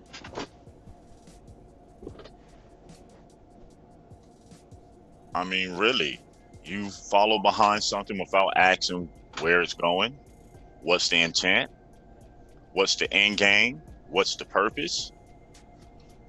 I mean, if you're willing to do that, you got to be quiet when it go bad, because you didn't ask the questions from the beginning.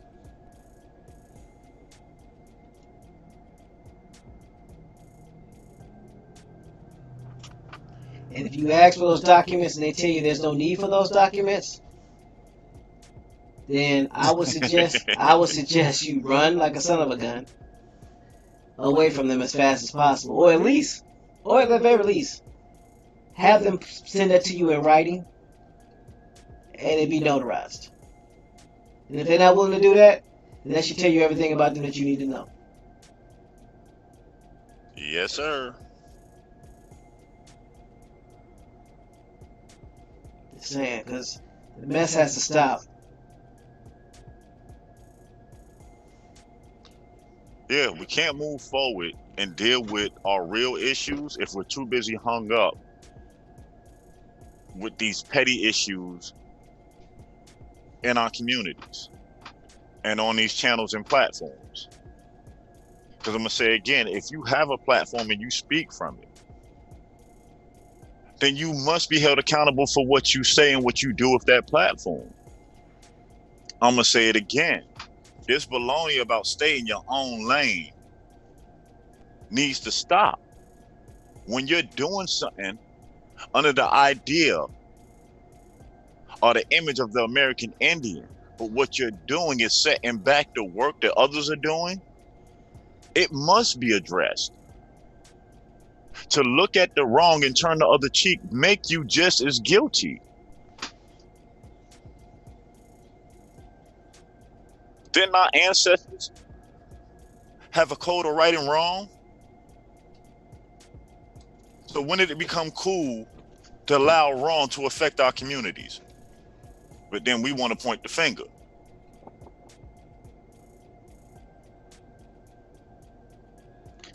To answer your question, all tribes have a code of ethics.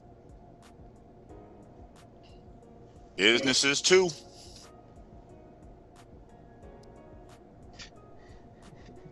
LJ Free says Nigerian pyramid scheme mentality has crossed over to the Americans. Give me X amount of dollars and I'll give you X amount of dollars in X amount of days. Sound about right.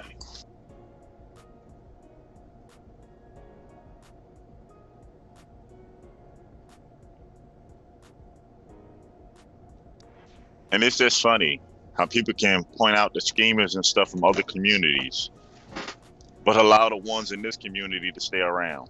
Really?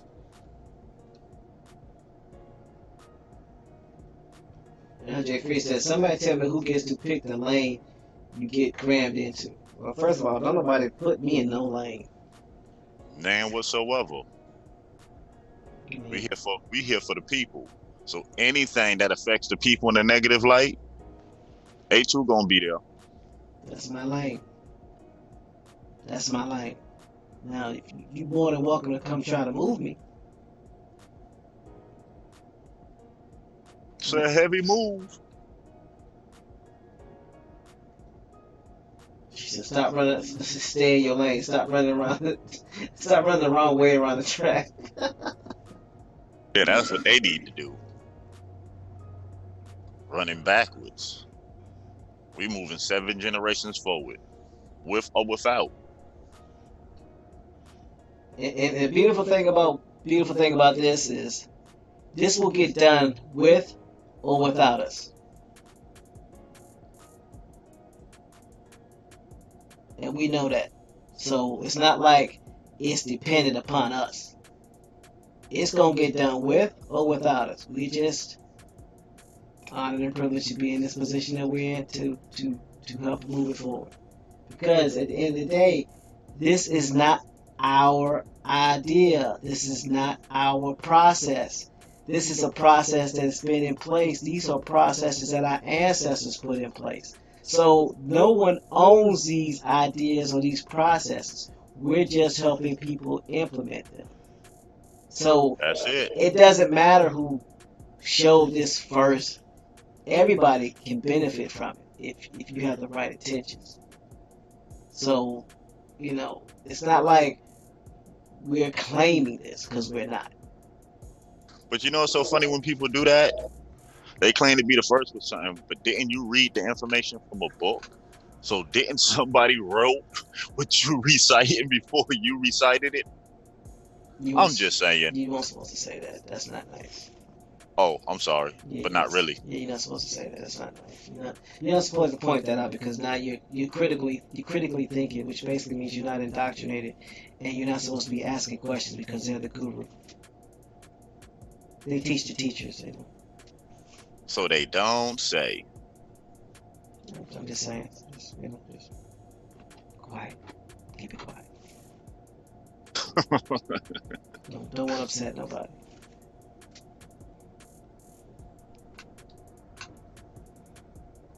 But one thing I will say is that it's been mighty quiet since those UCC codes have dropped, huh? Yeah, I mean, we had a lot of fallout a little bit before, some of the messages and stuff. But my reply to that is this: show us where it actually worked and is successful. Because we have did tons and tons of hours of research, and the only thing that been coming back is all the failure stories. Yeah. Even to the reason why some people do it and it goes through. We even dropped that. It's because they have to report it. You know what I'm saying? It's nothing special that the person who filled out the fraudulent UCC codes did. It's no magic handshake or eye look that helped them get through. It's it's a loophole in the process that they have to put it in the registry. But also know this: it has to sit there for 5 years. So don't be surprised on that 6th year you get that letter. I'm just saying. Yeah, because using Section 9 means it stays there indefinitely. So the FBI, they're going to make sure it goes past 5 years to prove intent. But you know the law, so you on top of that. What's that YouTube law? Never went to no school that the lawyers go to for like 6, 7, 8, 9, 10 years. I don't know what law it is. All I know is that the National Association of Secretaries of States, they got some for those UCCs, and they're lobbying for heavier fines and heavier jail time. There's already been somebody that's got 10 years. So yes, sir. They giving out lifelong rooms. Don't got to worry about paying for no utilities, hot meals. What? So those UCC codes were an example of having a process, but no proof of concept. See, proof of concept is important. These codes were successful based off of what? What made them work? Conjecture, speculation, manipulation, flat out lying, persuasion. What made the UCC codes work? According to the National Association of Secretary of States, nothing made them work. Because they're in the process of hemming everybody up that's got these UCC codes out there. So understanding that people were doing this because they thought it was the right thing to do. Understanding that people were in a bad way, so they were just trying to make things right. And that's the reason why it's important that people with these platforms take responsibility, because you're hemming people up that think it's the right thing to do because they're listening to you. And you have no proof of your concept working. And then you make a dumb statement like, well, you scared to go to jail? You scared to have your door kicked in? Here's the question I'm asking you. Have you ever had your door kicked in? Have you ever been to jail? Why would you want your door kicked in? I'm just saying. Because, again, YouTube, man, virtual reality. It's easy to talk big behind an icon. But don't nobody in your neighborhood know you. No one's ever seen you. No one can even vouch for you. But you got all this rigmarole about what you ain't scared to do. But don't nobody in your community know you. Oh, okay. David Corey says, why go to jail? Really, why? When you don't have to. When there's a completely legal way to change your environment and your situations. Why? Because they need guinea pigs. They're actually making the innocent bystanders be the proof of concept, so they can learn from it. But what they're failing to realize is that the UCC codes are validated by law students and by law schools. So every time you do something, you're successful with it, they're already putting a countermeasure in place. We already dropped the link to that. You ain't got to believe me. Disprove them. You don't get mad at me. Disprove them. And I'm still waiting on that debate y'all supposed to be having with the National Association of Secretary of State, with the FBI dealing with the UCC codes. I'm waiting on that. Mr. Teacher of Teachers. You know what else too? What's that? I was thinking about, we talked about it a little bit too, and we heard some more misnomers about the bar and what it really is and what it really represents. I know that's a bill that we need to look forward to doing so we can get the misnomers out of our community about what the bar really is. At the end of the day, man, here's the deal.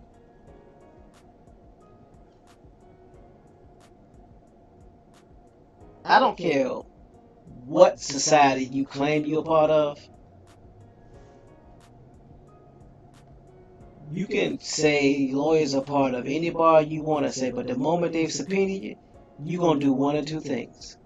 You're going to show up or you're going to run. Hey, remember me? Either you're going to show up or you're going to run. And if you're running, the question is why? Because let you tell it, they can't touch you, and you know the law.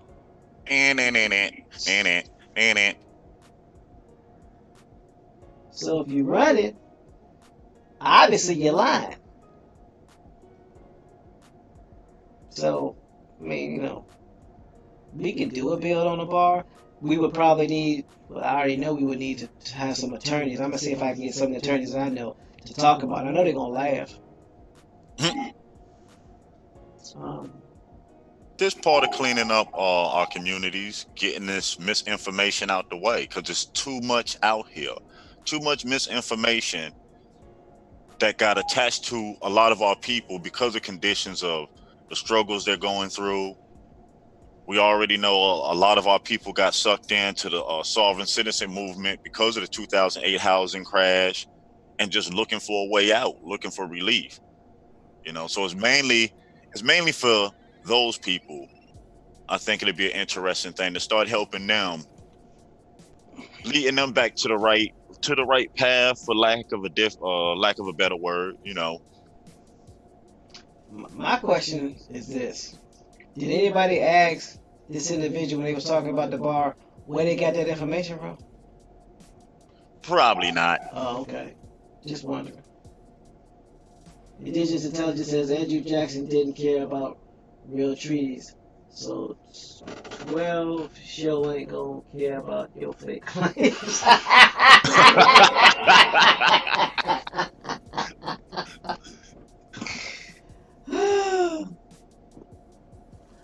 Oh gosh. Hey, he said it right though. You think they don't care that you claiming something that don't exist? You have no proof. Just because you said so. All right. Let's see where that gets you. So Lang-a-lang-a-lang. basically we have two different communities. We have the community that's about, we have the please prove it community, and then we have the no proof needed community. One community lives in reality, the other community lives in virtual reality. I'll let you determine which community lives in what.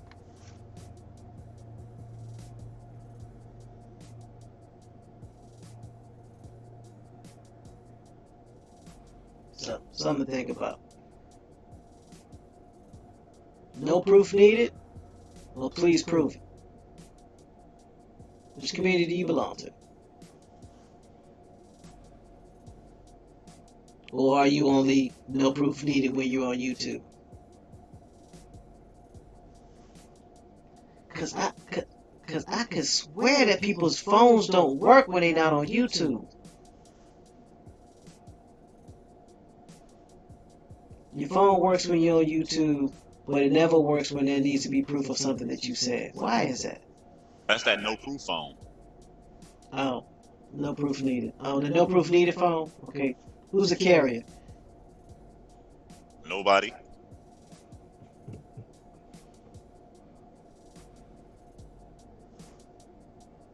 Make it up as you go wireless? Is that the company? Yeah, I think so. Oh, On that okay. make it up as you go plan.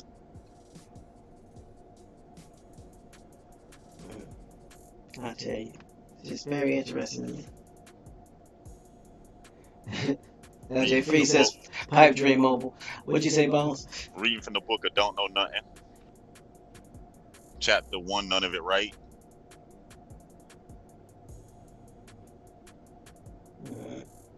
It's What about interesting. chapter 2, guinea pig? Quick question. Mm-hmm. Does it make any sense to talk about the world of academia and then use the credentials from the world of academia?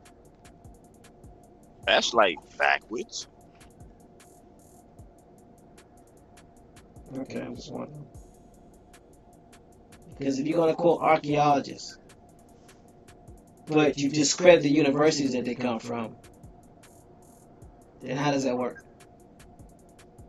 Either they're credible or they're not credible. Which one is it? You won't do genealogy. You won't talk to your ancestors. You won't talk to tribes. But you'll say archaeologists and anthropologists and all those other ologists say we've been here the longest. But you then bang on the universities that they come from. So I help me understand how that works. But you won't do your genealogy. Okay.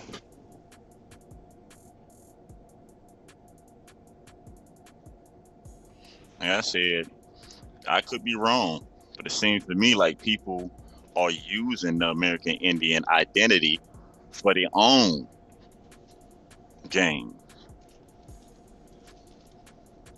I mean, like I said, I could be wrong. This is just my personal opinion, especially when it's never to tie into the ancestors, especially when it's never to show real honor and respect to the ancestors. When it's not one conversation on the purpose of the census or why it's important for us to participate in the census. Not even information to letting you know that you can send out and get the census paper sent to you. Or that maybe that if we think the census is so unjust, can't you sign up to be a census taker? Last I remember, it's an open application online.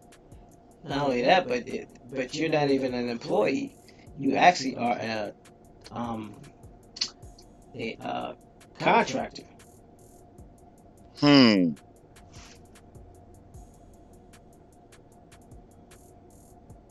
And like we keep saying again, people keep talking down on the census. The census is how you find your relatives. It's one of the main components of genealogy. And not to mention, the census was designed to allocate resources. Oh, but see, they don't believe in resources, so that's why they don't believe in the census. Remember, there are no resources here. So because there are no resources and we don't have any, there's no need for the census. So that's how that works.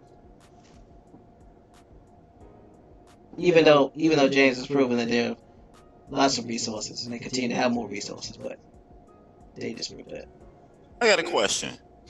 Can you explain to me how do you gain power with no resources or not accessing resources? I do not have the steps nor the process for that, sir. And I have not heard the steps nor the process for that, sir.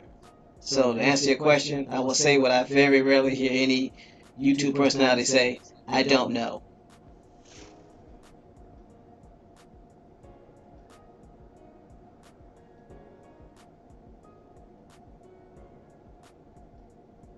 Maybe.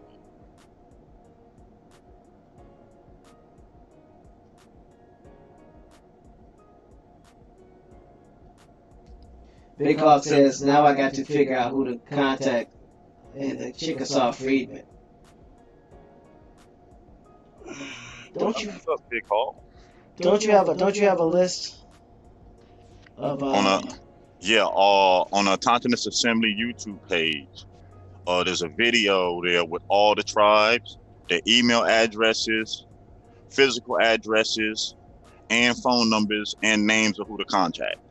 And if you need any more help with that, Big Hawk, just email us and we'll be sure to help. Free says you can't, because even if you somehow gain power, you can't keep it without resources. You can't keep it without resources. David Corey, it's on the Auchtoctones Assembly's YouTube page. If you're on the C.A.B page, or if you go to the home page, you'll see the direct link for it. He says, do you remember the title of the video? The title of the video, it should be... Hold on, let's see if I can find it. I believe Tracing Your American Indian Ancestry is the name of the video.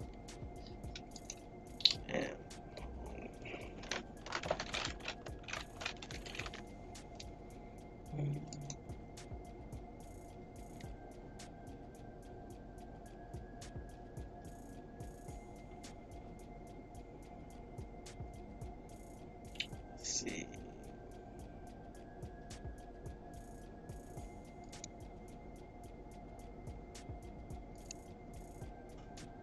What I'm gonna do, if I find the link, I'm gonna put it in the chat, so give me a second. Yeah, you have Searching for an American Indian when the tribe is unknown. That's one of them. Then you have American Indians of blood classified as mulatto.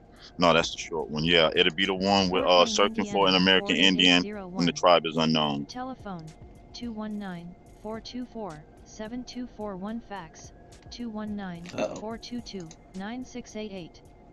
Website Genealogy Center. Library of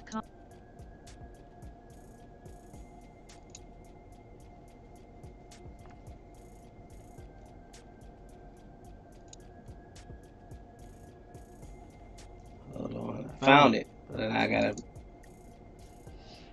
see. I got the link. I was going to post it in the chat. Okay, cool. You saw me, I'm making a mess of everything. Playing it all in the background. they're like, who was that? All right. I pasted it. Posted it in the chat.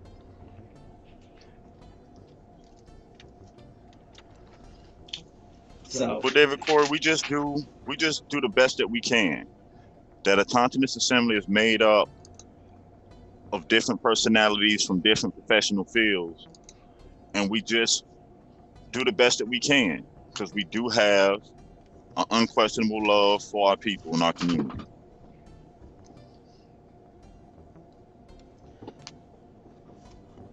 Well, David, there's a lot of people that actually do real research. It's just about what they do research on. There are lots of YouTube channels that have phenomenal research. I would never question their research. And it's some of the things that I've learned from and I've gleaned from. But there comes a time when you do the research and it's like, okay, you told me 50 million ways that I'm Indian. Now what? You told me 50 million ways that I'm Auchtoctones. Now what?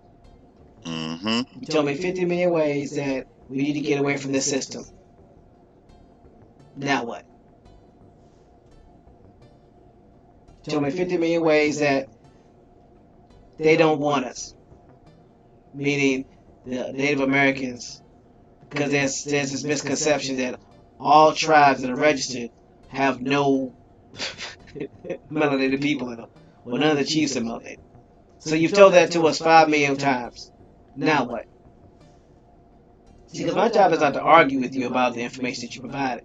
My job is to ask the question that you don't want to answer. Now what? We know all this stuff. I'm not going to debate you on any of this stuff. And you right about everything that you say. Now what?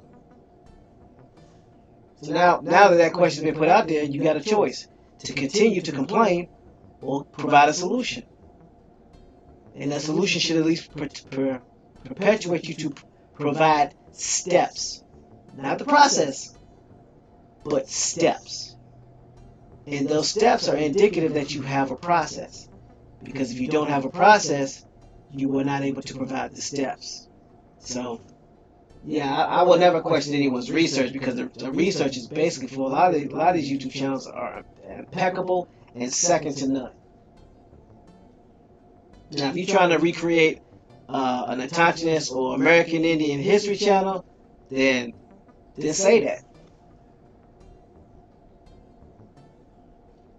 Yeah, Indigenous American, I got your email. We will set up a schedule, we'll set up a time, and we'll be able to walk you through setting that up. Yeah, but again, state your intentions. If your intentions are not to solve the problem, say that. If your intentions are to just do history so people would know, say that. I'll respect you if that's the case. My challenge comes in is when there is this perception or this idea that you're here to solve the problem, and there are no steps on how the problem is going to be solved. Thus, there is no process. Thus, just talking. Again, we already know that 90% of YouTube social media platforms are either entertainment or complaint based with no solutions. So if that's what your job is and that's what you're trying to accomplish, state that. And then people won't come to your page for solutions. They'll come just to hear you vent and just so they can vent in the chat. And that's fine and that's fair. But state that. Stop misleading people and letting them think or be under the false impression that you have solutions when you actually don't have any. And the only reason I'm saying something is because I get tired of people banging on the solutions that we provide without any solutions. That don't work. Okay, well, what does work? Well, I don't know. I just know that don't work. Man, go sit down somewhere. No proof. Like Free says, we don't claim to have all the answers, but we definitely have the collective minds to find them, and it's all done for the preceding generations. That's why she values everyone here for what we do together, and we value you as well, Free.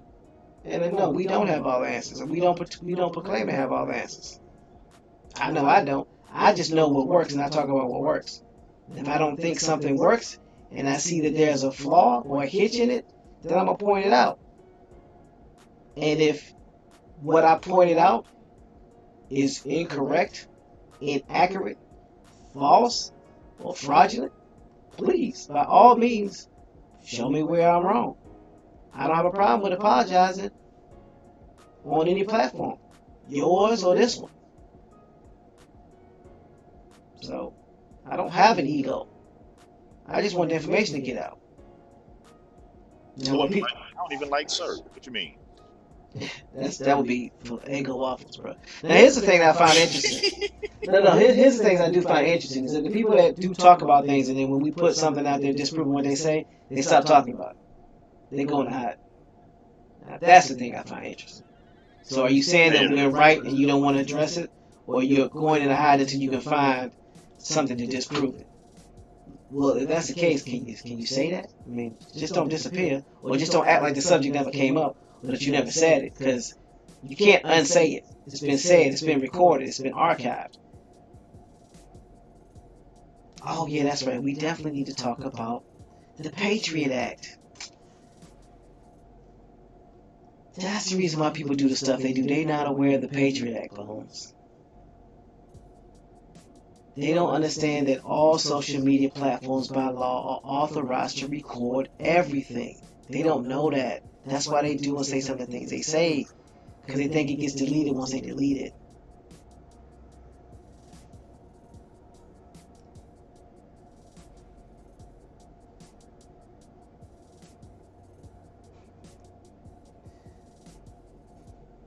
David Fun.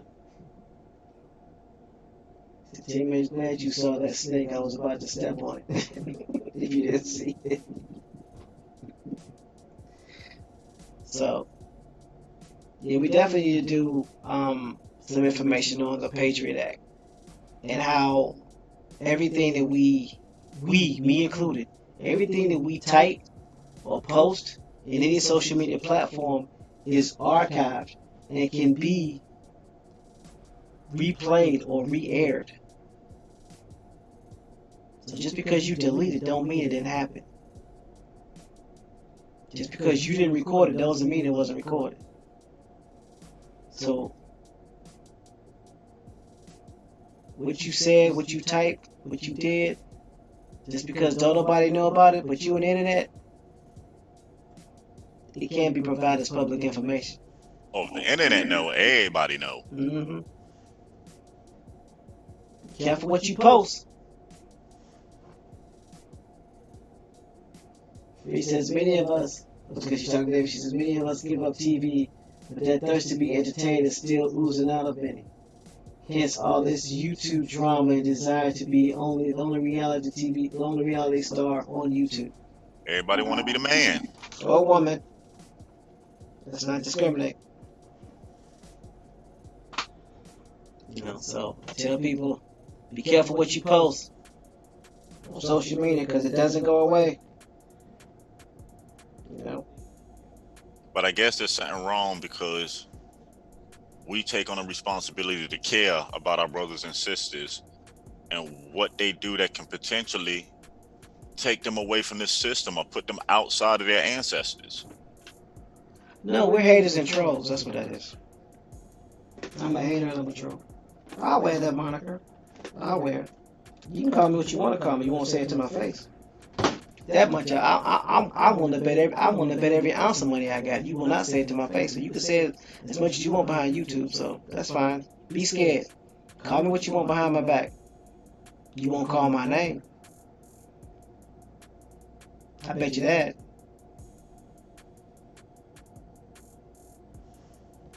And isn't it amazing that we sit here today by accessing and researching the information that James provided to us? Mm-hmm.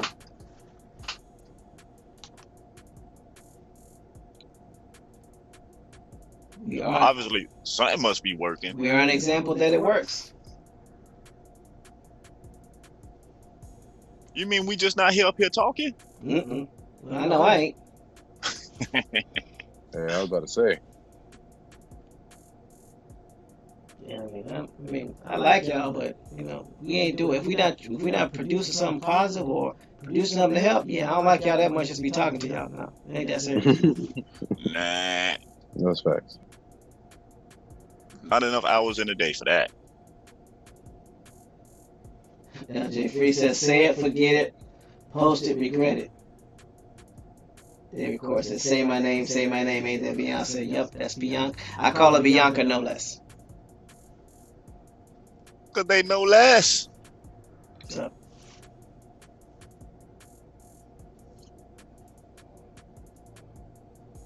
yeah, we are living proof that the information that Doodle Vision provided actually works. And there's going to continue to be more proof and more proof and more proof. So stay tuned. What were they expecting?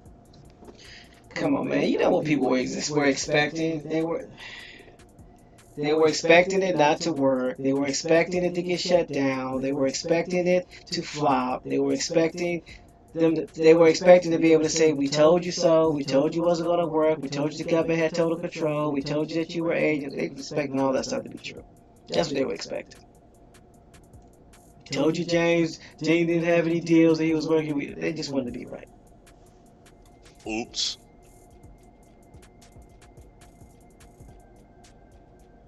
So, you know. What David Corey said, he called himself doo-doo for a reason.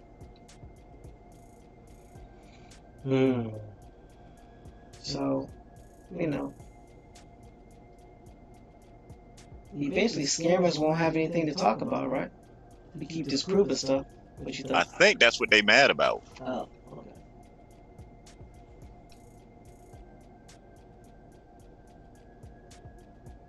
The new kids on the block don't listen to bullies, especially YouTube ones.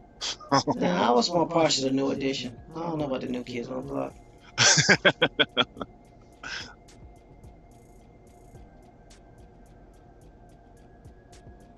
Free says I'm gonna be quiet.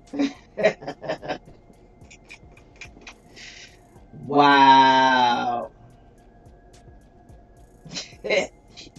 Picture that. Oops. We say something we weren't supposed to? No, she just said I'm gonna be quiet. Uh-oh. Just be, you know, just a reminder, be careful where you put your pictures. Yeah. That also goes under Patriot Act, because it's an image. You no longer own those images when you post them. The same as when you post to YouTube or Facebook.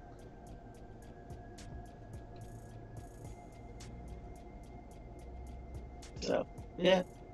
Just be careful, people. Because once it's up there, you can't take it back. You can't unsay it. You can't unwrite it. You can't unpost it. What's worse, are you taking the time to realize your future generations on what you do today, on how it can affect them? Again, are you taking the time to really consider of what you do today, how it affects your future generations? Or we just want to party right now?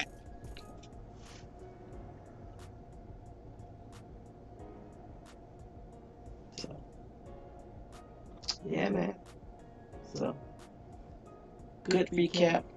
Hopefully, people, you were able to learn some things and understand why we do what we do. When you get a chance, go check out the Community Spotlight with James Flames, aka Doodle Vision, and stay tuned for the Community Spotlight we're going to be doing with Pamela Hall. I can't wait for that one. That's going to be awesome. Yes, it is. And again, if you have anything or anybody, not anything, anybody who's in your community that's doing something for the indigenous community, the Indian community, the Auchtoctones community, please let us know so we can point them out. You know, this is not about YouTube fame. This is about your community. What's being done for real people, not the virtual people. Okay? So reach out to us, let us know.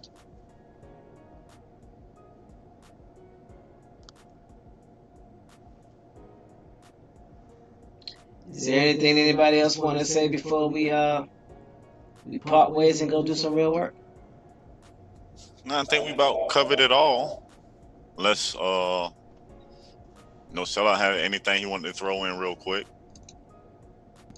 I'm throwing in the email address and the website and the chat.